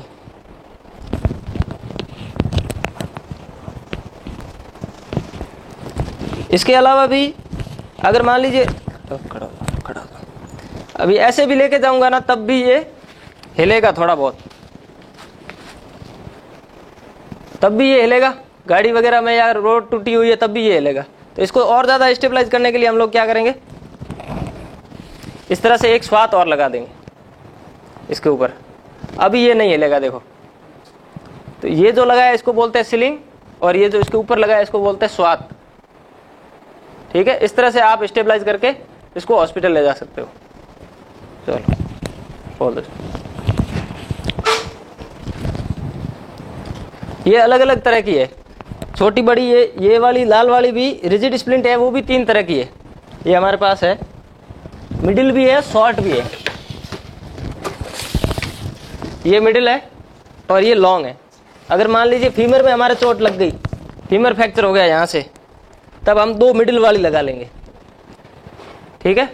और मान लीजिए ये स्पाइनल कॉलम है, ये पूरा जो हमारा हिस्सा है इसमें कहीं चोट लग गई, तब हम लोग क्या करेंगे, बड़ी वाली लगाएंगे पूरी, और इसमें जो हमने 2 बांधी है वाइट वाली ये ट्रायंगुलर बैंडेज, उसकी जगह वो 6 बंधेगी। क्लियर है, ये स्प्लिंटिंग होगी। और अगर आपके पास ये उपलब्ध है तो इनमें न्यूमेटिक स्प्लिंट में इसमें हवा भर के इसको टाइट किया जाता है, पैर वगैरह में लगा के, और फिर हवा भरी जाती है, यहाँ से हवा भर के इसको टाइट कर दोगे तो ये स्टेबलाइज हो जाएगा। दे दो अमन दे दो। इसके अलावा 5वीं चीज है ड्रेसिंग।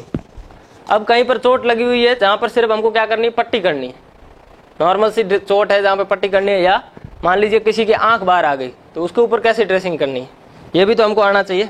तब हमको क्या करना है, आंख अगर बाहर आ गई किसी की, एक आंख बाहर आ गई कहीं किसी वजह से, और कई बार क्या होता है आंख में कोई बच्चे वगैरह सरिया वगैरह पेन वगैरह भी चुभो लेते हैं तो वो लग जाता है, तब क्या करना, हमको सरिया वगैरह निकालने का प्रयास नहीं करना कभी भी, वो जिस हालत में है उसी हालत में रखना चाहिए। निकालेंगे तो वो आंख और ज़्यादा खराब होगी। कई बार चेस्ट में भी पेनेट्रेट हो जाता है सरिया वगैरह, उसको भी निकालने का प्रयास नहीं करना है। स्लैब के साथ अगर सरिया है तो उसको काट के आप हॉस्पिटल लेके जाओ। सरिया अगर खींच के निकालोगे तो फिर और ज़्यादा दिक्कतें बढ़ जाएगी, उसकी आंतें बाहर निकल आएगी। डॉक्टर अपने हिसाब से करेंगे, अपने को सिर्फ क्या करना है, उसको फर्स्ट एड देना है, जो स्थिति उसकी बन गई है उसको और ज़्यादा बिगड़ने से बचाना है, ये काम करना है अपने को। डॉक्टर बनने की कोशिश नहीं करनी है, पूरा इलाज हम लोग कभी नहीं कर पाएंगे, ठीक है। अब मान लीजिए आंख बाहर आ गई, तब आपको क्या करना है, ऐसा एक पेपर कप लेना है, उसके अंदर कोई भी साफ कपड़ा रख दो, उसको भिगो के और इस तरह से इसके अंदर डाल दो, अंदर डाल दो। अब जहां आंख बाहर आई हुई है उस आंख को हाथ नहीं लगाना है, और इसी तरह से लेके और कप इसके ऊपर सेट कर देना है। सरिया वगैरह है तब क्या करना है, इसमें छेद करके, सरिये के डाये का छेद करके और सीधा एक पेपर कप उसके ऊपर सेट कर देना है। अब दूसरी आंख के ऊपर क्या करना है, आपको ऐसा ही एक साफ कपड़ा लेना है और दूसरी आंख के ऊपर भी लगा लेना है। ये किस लिए करते हैं हम लोग, हमारी आंखों की जो दोनों पुतलियां है ना, आंखें जो दोनों है वो एक साथ हरकत करती है, तो एक आंख को हमारे अगर खुली रखेंगे तो तब क्या होगा, दूसरी आंख जो चोट लगी हुई है वो आंख भी साथ में हरकत करेगी, तब क्या होगा, चोट और बढ़ेगी। इसके लिए क्या करना है, दूसरी आंख को भी साथ में बंद करना है। इसके बाद में आपके पास जो भी पट्टी वगैरह है उसके अंदर जो पेपर कप हमारे पास है उसके डाये का ऐसा छेद बनाना है और पेपर कप के ऊपर सेट करना है।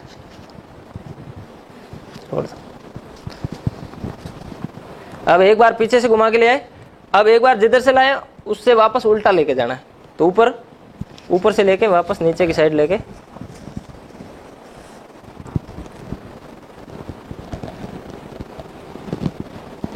वापस इधर से लाए तो उल्टा लेके जाना। छोड़। अब आपको इसमें जितनी मजबूती देनी है, 1-2 बार राउंड और निकाल सकते हो। ये हो गई ड्रेसिंग इसकी। आंख में अगर कहीं पर चोट लगी है तो उसके लिए बस ठीक, निकाल लो, सीधे निकाल लो।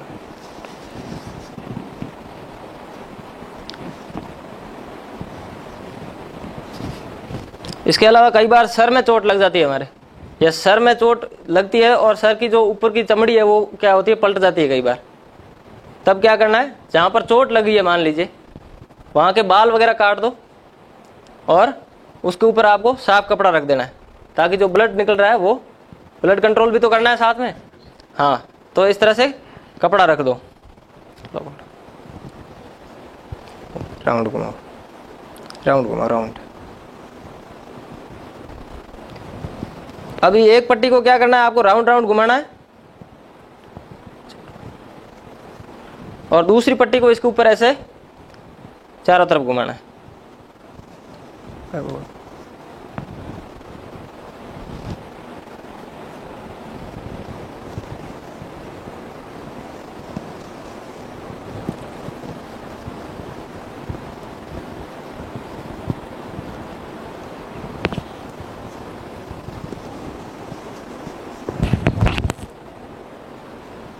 इस तरह से आपको एक मिनट रुको,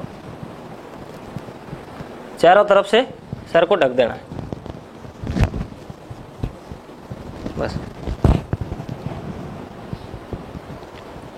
ठीक है, इस तरह से आपको ड्रेसिंग करनी है इसकी। तो ये मेडिकल इमरजेंसी में कुछ एक चीजें हमने बताई है। इसके अलावा भी बहुत सारी चीजें हैं, जैसे सरिया पेनेट्रेट हो गया, कई बार हो जाता है।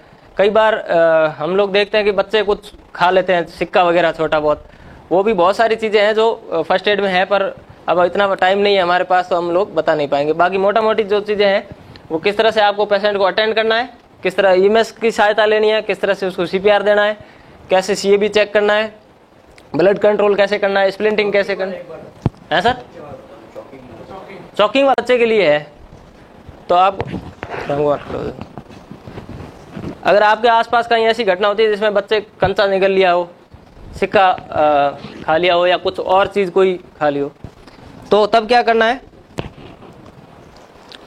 अब आप जहां पर भी जाओगे तो उसके जो परिजन हैं वो इस तरह से बच्चे को लेके बैठ रहेंगे, उसके मम्मी या पापा या भाई बहन जो भी है वो इस तरह से लेके बैठ रहेंगे और बच्चे को पूछ रहे होंगे बेटा क्या हो गया, कैसे हो गया, है ना, कुछ तो करेंगे उसके साथ में, पर उनको नहीं पता कि चौक हो गया तो अब निकालना कैसे, है ना।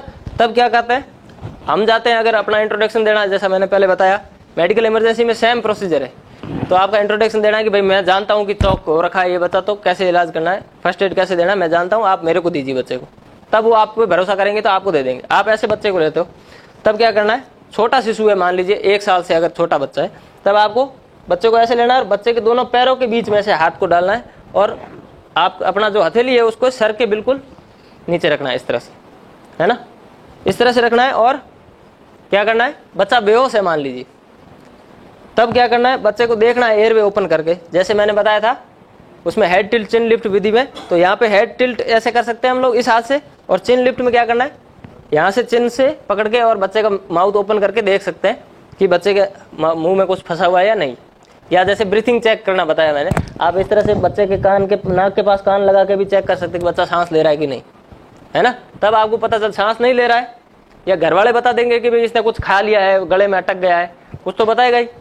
तब आपको क्या करना है, बच्चे को जैसे लिया था वैसे ही बच्चे को इस तरह से लेना है, उल्टा कर देना है ना।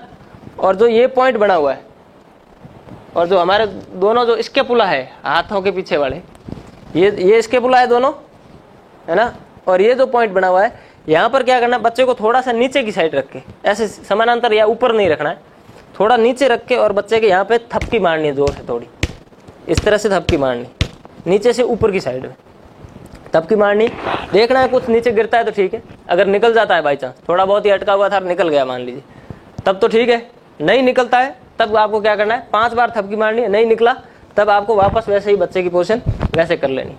और उसके बाद में ये जो पॉइंट बना हुआ है, ये बच्चे के दोनों निपल्स है, जो साहब ने बताया सीपीआर देने की जो जगह बताई, उसी जगह पे क्या करना है आपको, अपनी जो दोनों उंगलियां हैं, चाहे ये बड़ी वाली रख सकते हो या ये बड़ी वाली रख सकते हो, इन दोनों उंगलियों को जिस तरह से सीपीआर में छोटे बच्चे को, इन्फेंट को, शिशु को देते हैं सीपीआर, वैसे ही अब इस छोटे बच्चे को मैं दोनों हाथों से तो नहीं दे सकता कंप्रेशन, तब क्या करना है, ये जो दोनों उंगलियां, इनको ये जो पॉइंट बना हुआ है निपल्स के बीच वाला, इस पॉइंट के स्टर्नम के ऊपर रखना है, और वही जो सीपीआर में हम लोग 30 बार कंप्रेशन देते हैं, वैसे ही कंप्रेशन देना है इसको, इस तरह से कंप्रेशन देना है, सिर्फ कंप्रेशन देना है। इसमें क्या करना है, वेंटिलेशन नहीं देना है। सीपीआर में हम लोग क्या देते हैं, 2 वेंटिलेशन देते हैं और 30 कंप्रेशन देते हैं, पर इसमें अगर चॉकिंग हो रखी है तब वेंटिलेशन नहीं देना है। वेंटिलेशन दोगे अगर मुंह खोल, इस मुंह के अंदर, तब जो चीज फंसी हुई है वो और ज्यादा अंदर जाएगी और फंसने के चांसेस रहेंगे। ठीक है, तो इस तरह से आपको बच्चे को कंप्रेशन देने हैं और उसके बाद देखना है कि मुंह में कुछ आया है या नहीं आया। ज्यादा चांसेस रहेंगे कि बच्चे के निकल। थ्रस्ट वाला सर एडल्ट्स के लिए बंद कर दिया और छोटे बच्चे के लिए भी थ्रस्ट का बंद है। हाँ, वो थ्रस्ट एडल्ट्स के लिए बंद कर दिया सर, यूएन की जैसी मतलब गाइडलाइन है वैसी, हाँ इसमें सर बंद कर दिया। एडल्ट्स के लिए भी पहले वो बताते थे सर कि एडल्ट्स को लिटा दो, थ्रस्ट सर इसमें उल्टा करके दे, कंधे के ऊपर। एक दिन आ जाओ ना कोई, राम कुमार आ जाओ,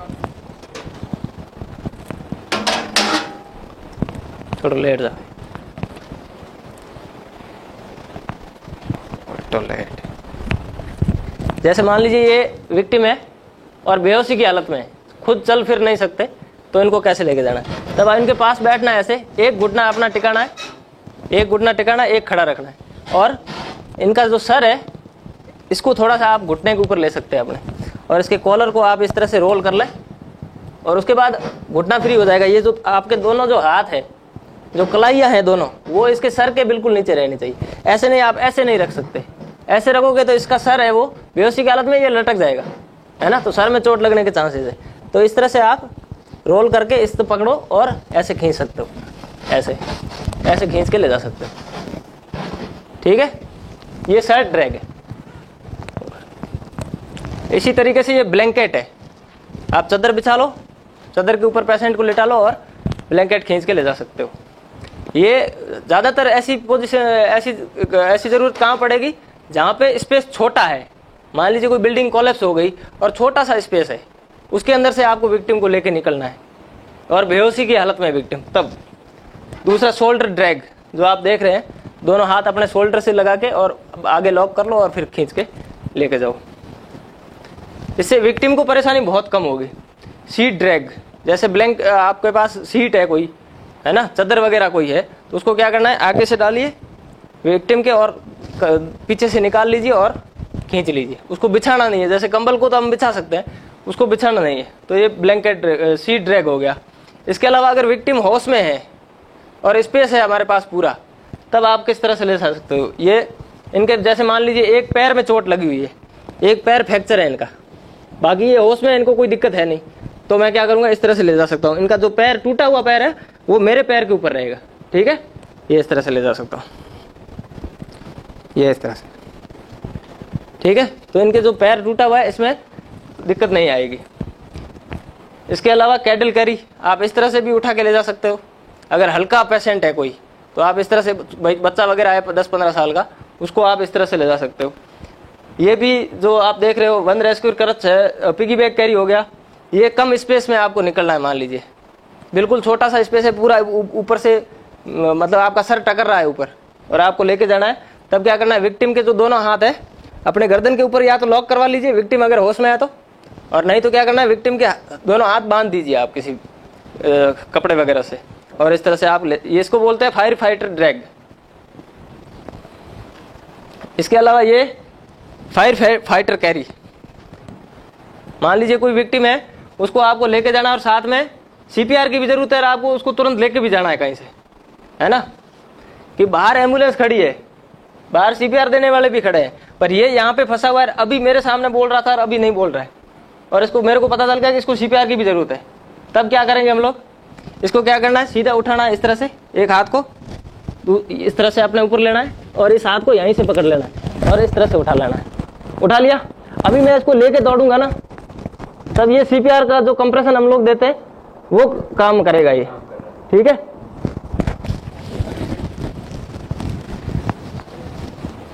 हाँ, और जरूरी नहीं है कि CPR की जरूरत हो तभी ये उठाना है। अगर आप उठा के ले जा सकते हो किसी को इस तरह से, तो आप इस तरह से उठा के ले जा सकते हो। ये चारों एक ही चीज है, ये पोजीशन है कि कैसे उठाना है इनको। पहले हाथ करिए, पकड़िए, फिर देखो दोनों पैर है ना विक्टिम के पैरों के ऊपर रखोगे ना, नहीं तो क्या है वो पीछे पीछे आएगा खींचोगे तो पैरों को होल्ड करवाने के लिए, इसको पूरा खड़ा करने के लिए विक्टिम के ऊपर पैर देने पड़ेंगे, फिर ये इस तरह से आप ले जा सकते हो। इसके अलावा आप अगर 2-3 बंदे हो और भारी विक्टिम है कोई और आपके पास स्ट्रेचर वगैरह कुछ भी नहीं है, तब आप इस तरह से उठा सकते हो। पहले यहाँ से हाथ डालिए, फिर अपने घुटनों के ऊपर लीजिए, फिर अपनी साइड में रोल कर लीजिए विक्टिम को और फिर इस तरह से ले जा सकते हो।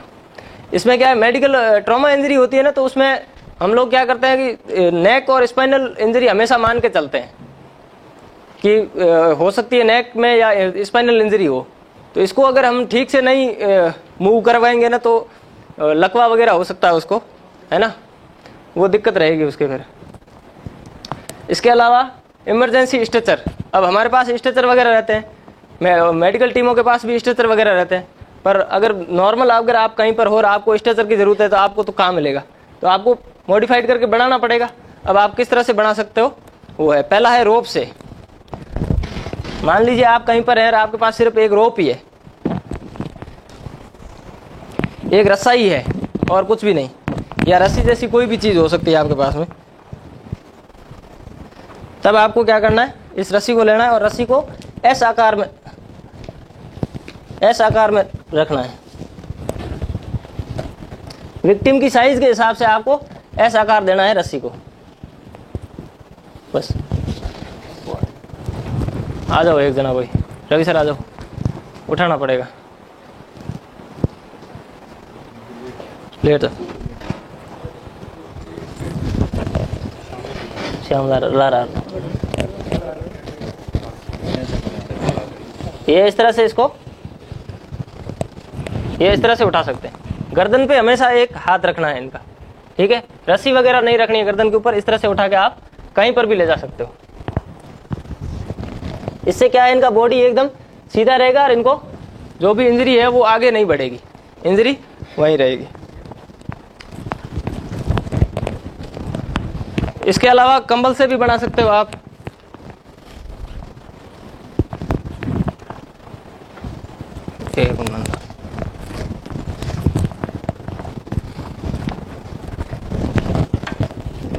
कंबल और 2 बांस के बम्बू,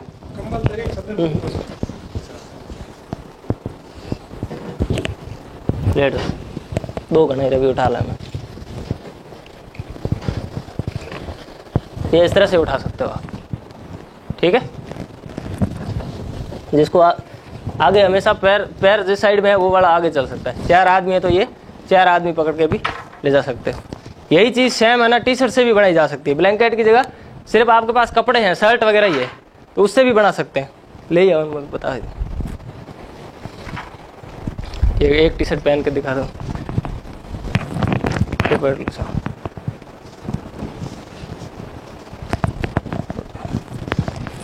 ये टी-शर्ट वगैरह है, ये इस तरह से इसके ऊपर ये जैसे ऐसे पहना लिया, एक ऐसे 3, 4, 5 टी-शर्ट पहना दो और विक्टिम को आप इसके ऊपर लेटा के, हाँ 4 सफिशिएंट है। कोई ज़्यादा भारी पेशेंट है या लंबा पेशेंट है तो उसके लिए 5 कर सकते हो, ठीक है। इस तरह से 4 पहना लो और फिर विक्टिम को लेके चले जाओ। तो ये इस तरह से टी-शर्ट से भी आप स्ट्रेचर बना सकते हो। ये मेडिकल इमरजेंसी यहाँ पे अभी हमारा टॉपिक खत्म होता है। इसके बाद में CBRN और WMD बोलते हैं इसको, CBRN को। CBRN का मैंने आपको मतलब बता दिया, केमिकल, बायोलॉजिकल, रेडियोलॉजिकल और न्यूक्लियर, ठीक है। इसको WMD भी बोलते हैं। WMD का मतलब है वेपन ऑफ मास डिस्ट्रक्शन, मतलब बहुत बड़े लेवल पे है ना डिस्ट्रक्शन करने वाला ये हथियार है एक तरह का। जैसे आपने सुना होगा कि सेकेंड वर्ल्ड वॉर में नागासाकी और हिरोशिमा पे अमेरिका ने जो परमाणु बम गिरवाए, वो क्या था, न्यूक्लियर विस्फोट ही थे ना, तो वो वेपन ऑफ मास डिस्ट्रक्शन ही था।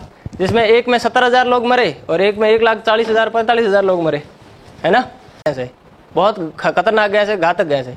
हमको पता चल जाता है कि अगर ऐसी कहीं पे है, तब नॉर्मली हम लोग अपनी सेफ्टी के लिए ये कर सकते हैं कि भाई कोई गीला कपड़ा करके अपने नाक पे लगा लो, है ना। उसको इनहेल नहीं करना है भाई। केमिकल जैसी चीज है वो 2-3 चीजों से ही होगी, या तो आप इनहेल करोगे उस चीज को तब खतरा करेगी वो चीज, या आपके स्किन वगैरह पर कहीं आपके संपर्क में आएगी तब वो चीज आपको नुकसानदायक होगी, है ना।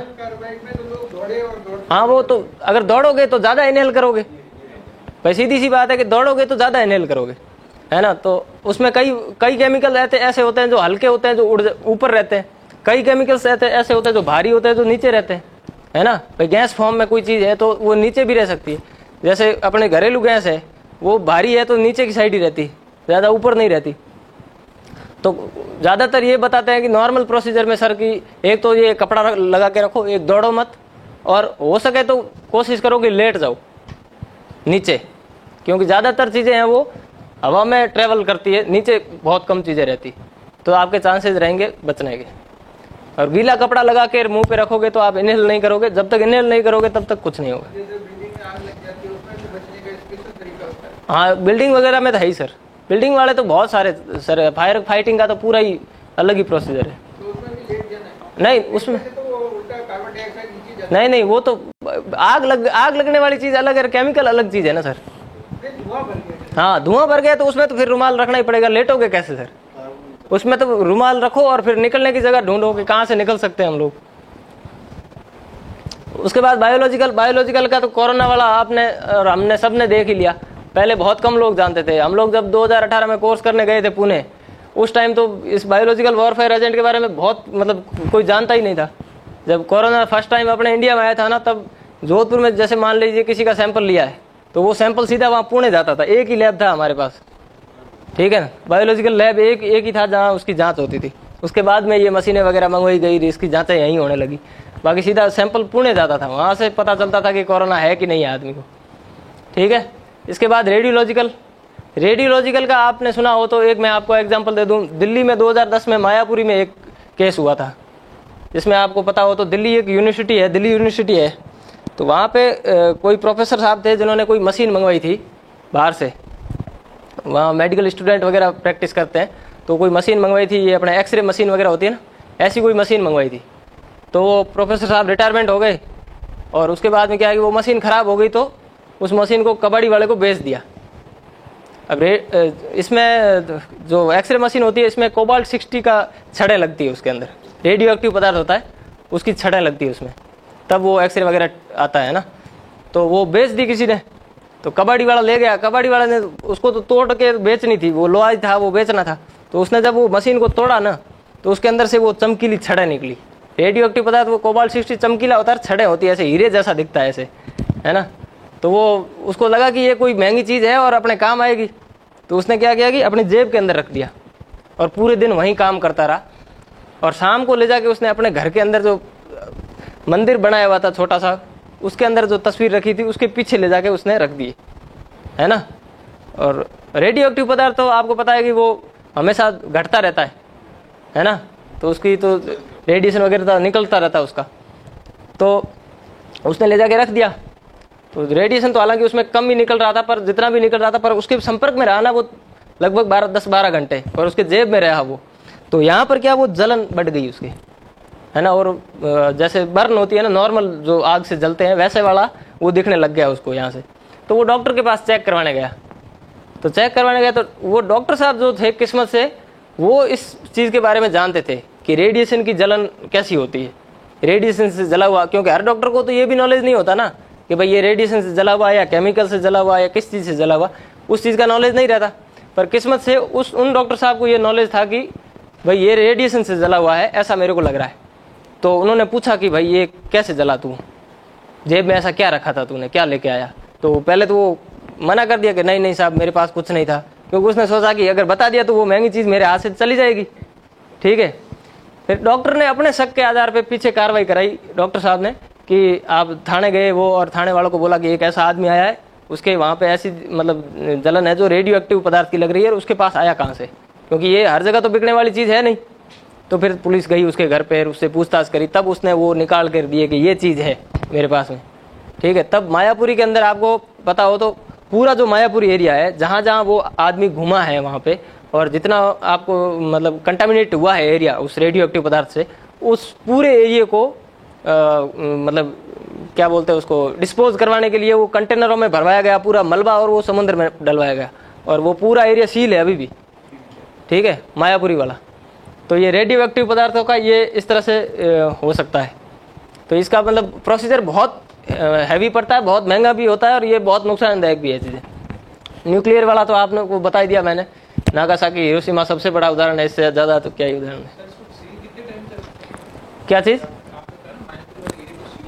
हाँ, ये परमानेंट बंद ही रहेगा। जैसे एक लंदन में एक टेररिस्ट अटैक हुआ था, उसके ऊपर मूवी भी बनी हुई है, मैं नाम भूल रहा हूँ।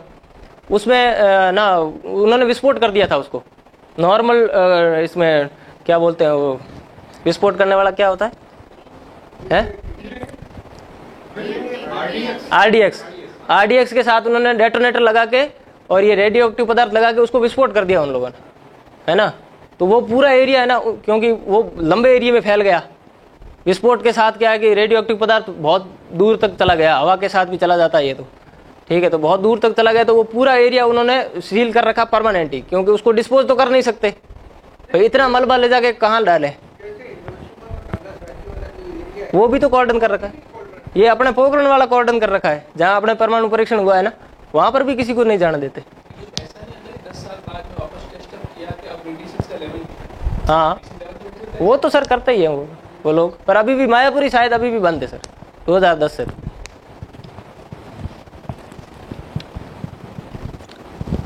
ये वेपन ऑफ मास डिस्ट्रक्शन, ये तीनों चीजें मैंने बताई थी। ये कब कब यूज हो सकता है? ड्यूरिंग वार, एक तो युद्ध के समय यूज हो सकते हैं ये चारों चीजें। बायोलॉजिकल वॉरफेयर भी युद्ध के समय यूज किया जा सकता है। भाई कोरोना का भी तो कई लोग बोल ही रहे हैं ना कि चाइना ने जानबूझ के फैलाया है ना। वैसे भी कई बार हुआ। एक और किसी दो देशों के बीच में युद्ध था, जिसमें एक देश ने कहा कि हम आपकी हेल्प करना चाहते हैं, जैसे यूक्रेन के रूस के अभी युद्ध चल रहा है, वैसे ही किसी दो देशों के बीच में युद्ध था, और तो इंडिया बोल दे रूस को कि हम आपकी हेल्प करना चाहते हैं, बाकी तो हमारे पास कुछ है नहीं, हम गरीब हैं, हम आपको कंबल देना चाहते हैं आपके सैनिकों के लिए, सर्दी ज़्यादा पड़ रही है रूस में। ऐसा करके किसी ने हेल्प करने के लिए कंबल भिजवाए, कंबल में ये वायरस छोड़ दिए उन्होंने। तो जैसे ही उन्होंने वो सैनिकों ने कंबल वगैरह यूज करने शुरू किए तो वो सारे बीमार पड़ गए, तो उनको तो लड़ाई करने की जरूरत नहीं रही, वो सारे बीमार पड़ गए, सैनिक लड़ेगा कौन? ऐसे करके वो सामने वाला देश जीत गया ना। ये तो इंडिविजुअल फिजिकल प्रोटेक्शन, ये जब सीबीआरएन सैनेरियो में कहीं पर भी हम काम करते हैं, चाहे केमिकल, बायोलॉजिकल, रेडियोलॉजिकल, न्यूक्लियर, कैसा भी सैनेरियो हो, वहाँ पे काम करते हैं, तो ये खुद के प्रोटेक्शन के लिए जो चीज़ है, इसको बोलते हैं, दो तरह का है ये सूट। एक तो होता है परमेबल और दूसरा होता है इम्परमेबल। परमेबल सूट में 2 लेयर्स होती है और इम्परमेबल सूट में 3 लेयर्स होती है। ये इस टाइप का सूट आता है, इसमें ये रेस्पिरेटर लगा हुआ है, इसको बोलते हैं कनिस्टर वगैरह, ये फेस मास्क वगैरह पूरा एकदम, जैसे कोरोना के टाइम में आपने देखा होगा पूरा डॉक्टर्स वगैरह वो पीपी सूट वगैरह पहनते थे, वैसे ही ये सिस्टम है पूरा। ये क्लोथिंग में परमेबल इम्परमेबल सूट हो गया, ओवर बूट्स हो गए, वो रबड़ के बने हुए होते हैं, ब्यूटाइल रबड़ के, और ग्लव्स हो गए, हुड एंड हेलमेट हो गया, और फेसलेट हो गया। फेसलेट आपने देखा होगा डॉक्टर्स वगैरह जो लगा के रखते थे, वो ग्लास वाला वो चीज़। हाँ, ऑक्सीजन सिलेंडर भी रहता है, कई जगहों पर ऑक्सीजन सिलेंडर वगैरह भी यूज करते हैं। नहीं, वो कनिस्टर है ना, कनिस्टर इसमें बचाव करता है, उसके अंदर एक शील्ड लगी हुई होती है अलग टाइप की, वो उससे बचाव करता है। ठीक है सर, पर हालांकि रेडियो एक्टिव से तो बचना बहुत मुश्किल है, ये तो ज़्यादातर केमिकल और इसमें बायोलॉजिकल वाले में यूज़ होता है। हाँ, बाकी आप तो को पता है रेडियोलॉजिकल जो आते हैं ना, ये जैसे कोबाल्ट 16 वगैरह हो गया, इनको तो पैक करने के लिए वो लेड वाले भारी वाले बक्से आते हैं, वो बहुत भारी होते हैं, वो छोटा सा बक्सा ही 5 आदमी से उठता नहीं है, इतना सा बक्सा। तो उसको रोकने के लिए तो फिर बहुत मतलब ज़रूरत रहती है उसकी।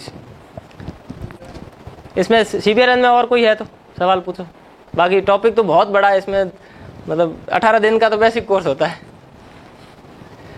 अभी ये रोप रेस्क्यू है ना, हर जगह यूज होता है, चाहे आप फ्लड वगैरह में जाओ काम करने के लिए, चाहे CSR संबंधित चीज़ों में काम करने जाओ या फायर में काम करने जाओ, रोप रेस्क्यू हर जगह काम आएगा। रोप का यूजेज होता ही होता है। हालांकि रोप का यूज हम लोग घरों में भी करते हैं, गाय बांधने से लेके बिलाना करने तक, है ना। पर रेस्क्यू के दौरान हम लोग रोप का कैसे यूज कर सकते हैं वो है। तो इसके लिए रेस्क्यू में जो रोप आता है वो अलग टाइप का ही आता है। रोप का रोप लाए नहीं क्या, एक छोटी वाली रोप निकलवाई थी मैंने, चलो यही दे दो, ठीक है।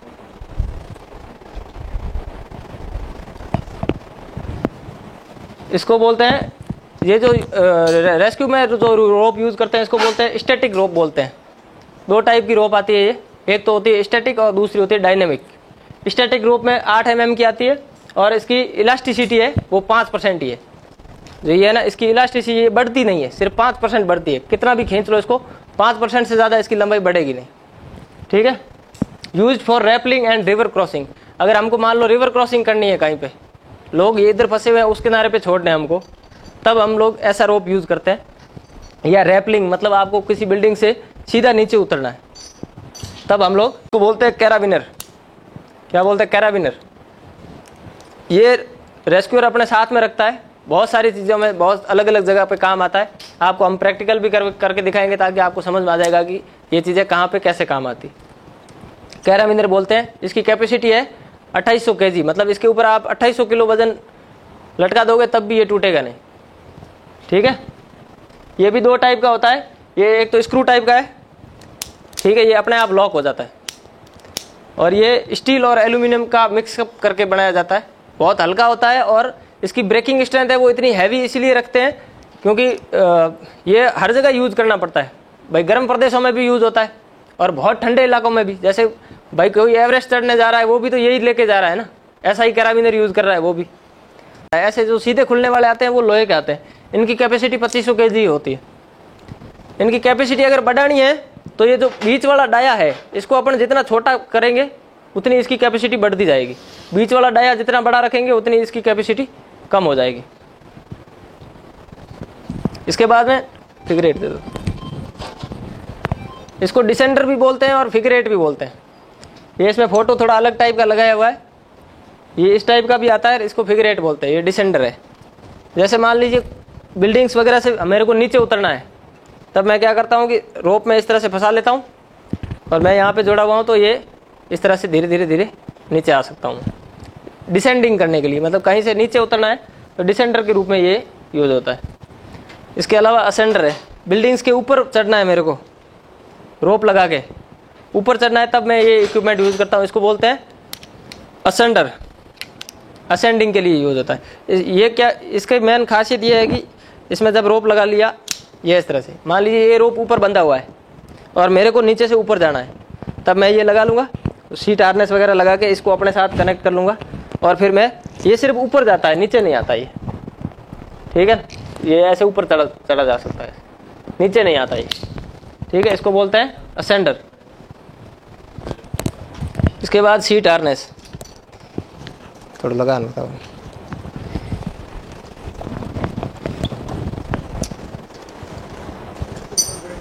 ये सीट हार्नेस है, ये मेन आपका सेफ्टी के लिए जो भी चीज़ है वो मेन चीज़ यही है। इसी के ऊपर आप ऊपर नीचे जा आ सकते हो।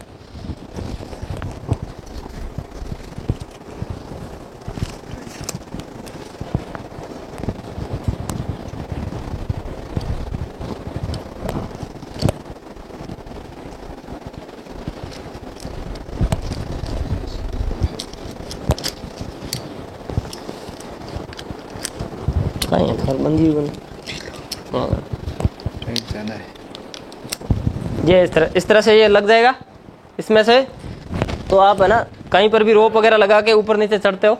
अब इसके ऊपर अगर आप रोप लगाते हो तो ये आराम से आप कहीं भी ऊपर नीचे जहाँ भी आपको जैसे भी यूज करना है। नोट, ये तो सेफ्टी नोट लगाई मैंने, एक नोट बताऊंगा मैं अभी, सब लाया हूँ सर, चिंता क्यों करो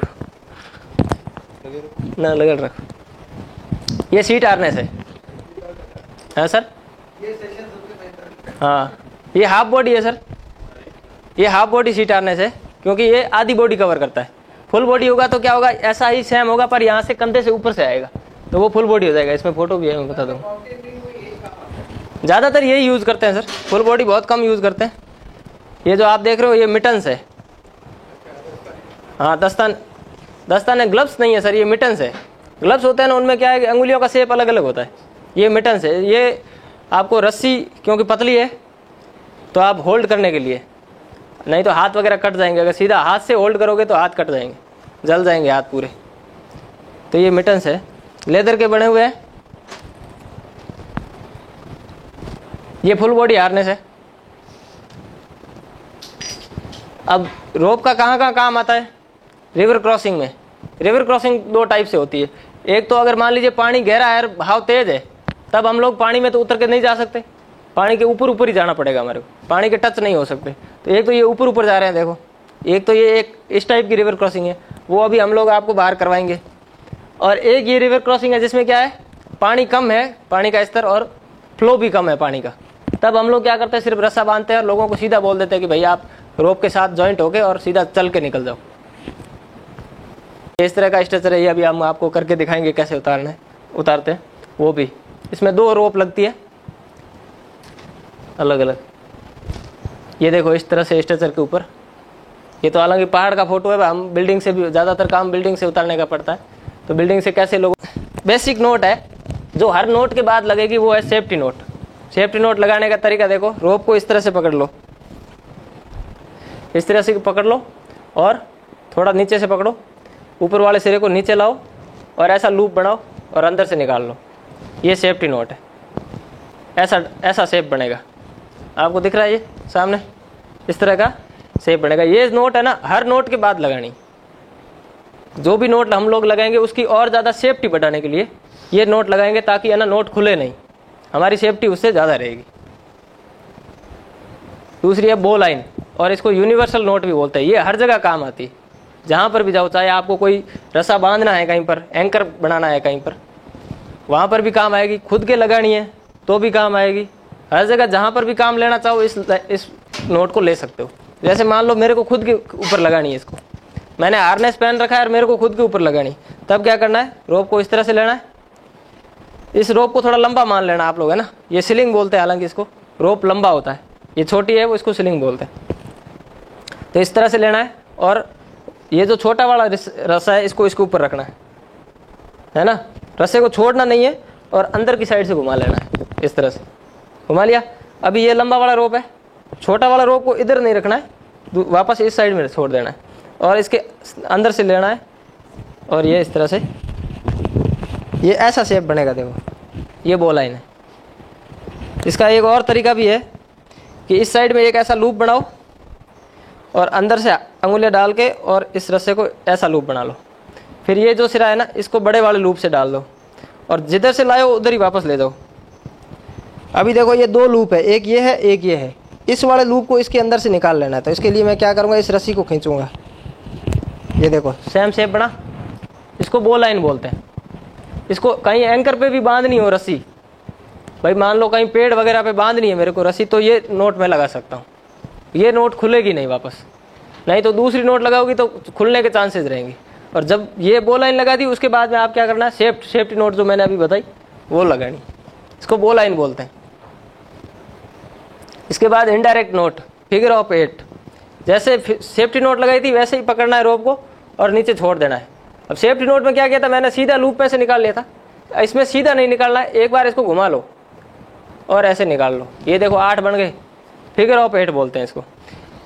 अब ऐसा तो कहाँ काम आएगी नोट, ये कहीं काम नहीं आएगी।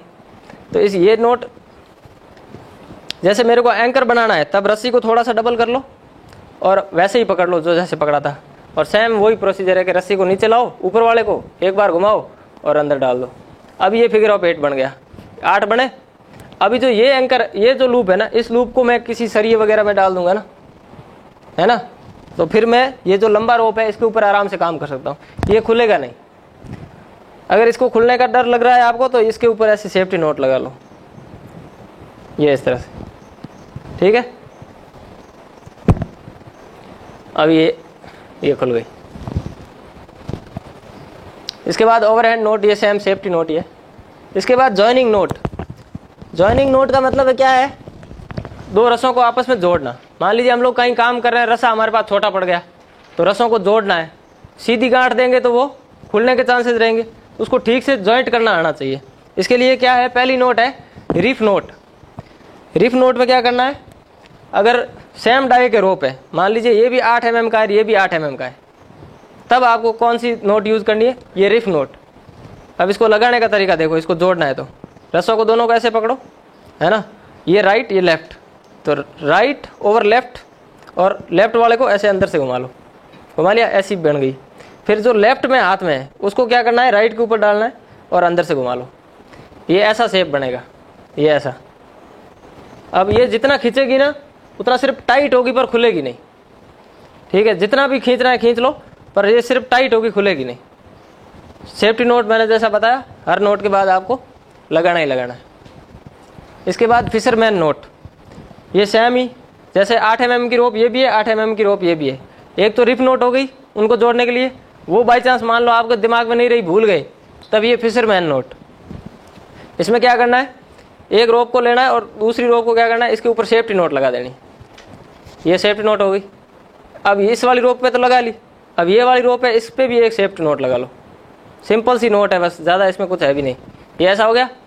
अब ये इसको खींच लो, ये नहीं खुलेगी, कितना भी खींचो। इसको फिशरमैन नोट बोलते हैं। मछली पकड़ने के लिए जो फिशरमैन होता है वो यूज़ करता है इस टाइप का। इसको हम लोग क्या बोलते हैं, घोड़ा गांठ या खूंटा गांठ बोलते हैं। टेंट वाले लगाते हैं, देखा कौन सी गांठ लगाते हैं, नहीं देखा, प्रोफेसर लोग हो आप लोग। चलो में सबने बड़ा होगा है, हाँ।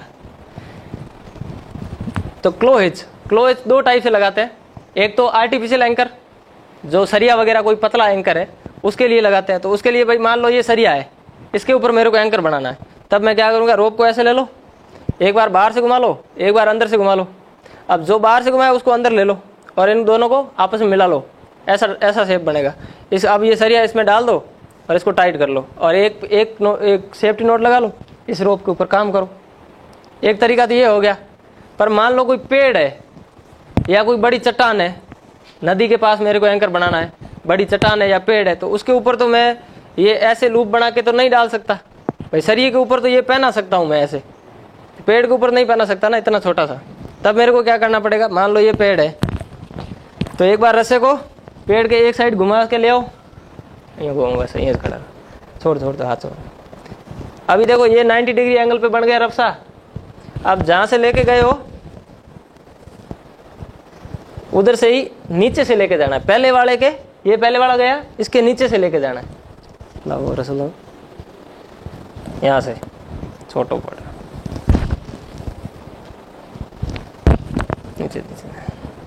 नीचे से लेके जाओ और ये जो लूप बनेगा यहाँ पे नीचे से ही आएगी वापस भी, तो ये लूप बनेगा, इसके अंदर डाल दो, ये इस तरह का शेप बनेगा। फिर यहाँ पे एक लगा लो सेफ्टी नोट और इस रस्से पे आप आराम से उतर सकते हो या रिवर क्रॉसिंग कर सकते हो या जो भी आपको काम करना करोगे, पर ये खुलेगा नहीं। तो ये नेचुरल एंकर के लिए आप क्लोच इस तरह से लगा सकते हो। इसके बाद फिगर ऑफ 8 मैंने बता ही दिया कि भाई इस तरह से आपको नीचे लेके जाना है और ये जो लूप है इसके ऊपर ये इस तरह से, ये तो सिंगल फिगर ऑफ 8 हो गया। अभी नेचुरल एंकर है कहीं पर, वहाँ पे ये नहीं यूज़ कर सकता मैं, तब क्या करना है मेरे को, पहले जो सबसे पहले मैंने फिगर 8 बताया था वैसा वाला ऐसा फिगर 8 बना दो एक, और बना ये फिगर 8 बन गया। अभी इसके ऊपर एंकर बनाना मेरे को, तब क्या करना है, ये इस तरह से हो गया। अभी जहाँ से ये रस्सा निकला है ना फिगर 8 में, ये फिगर 8 में ये रस्सा यहाँ से निकल रहा है, तो ये वाला छोर है वो यहीं से डालना है। अब जहाँ जहाँ से रस्सा घूम रहा है, जैसे जैसे रस्सा घूम रहा है वैसे वैसे मेरे को घुमाना है ऐसे।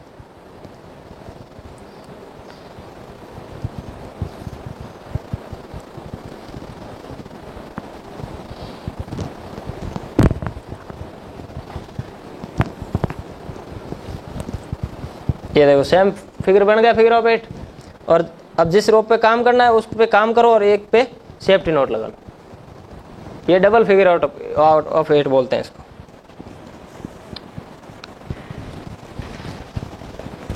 इसके बाद में हैंड कफ नोट, हथकड़ी गांठ।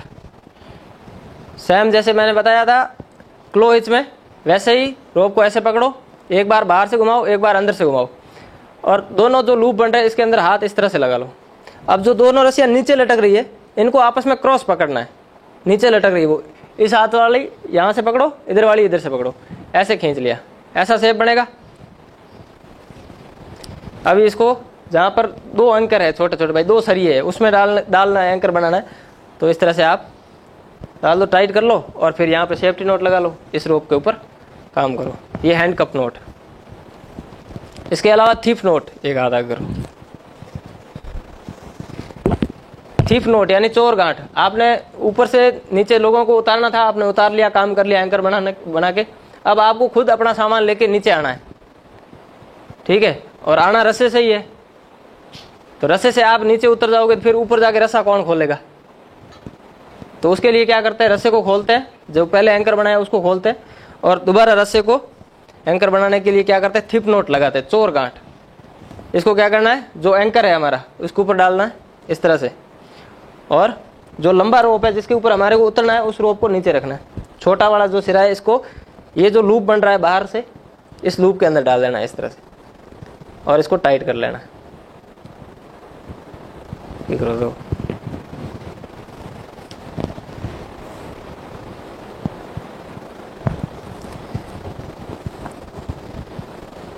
अभी ये इस तरह से एक और लूप बन जाएगा।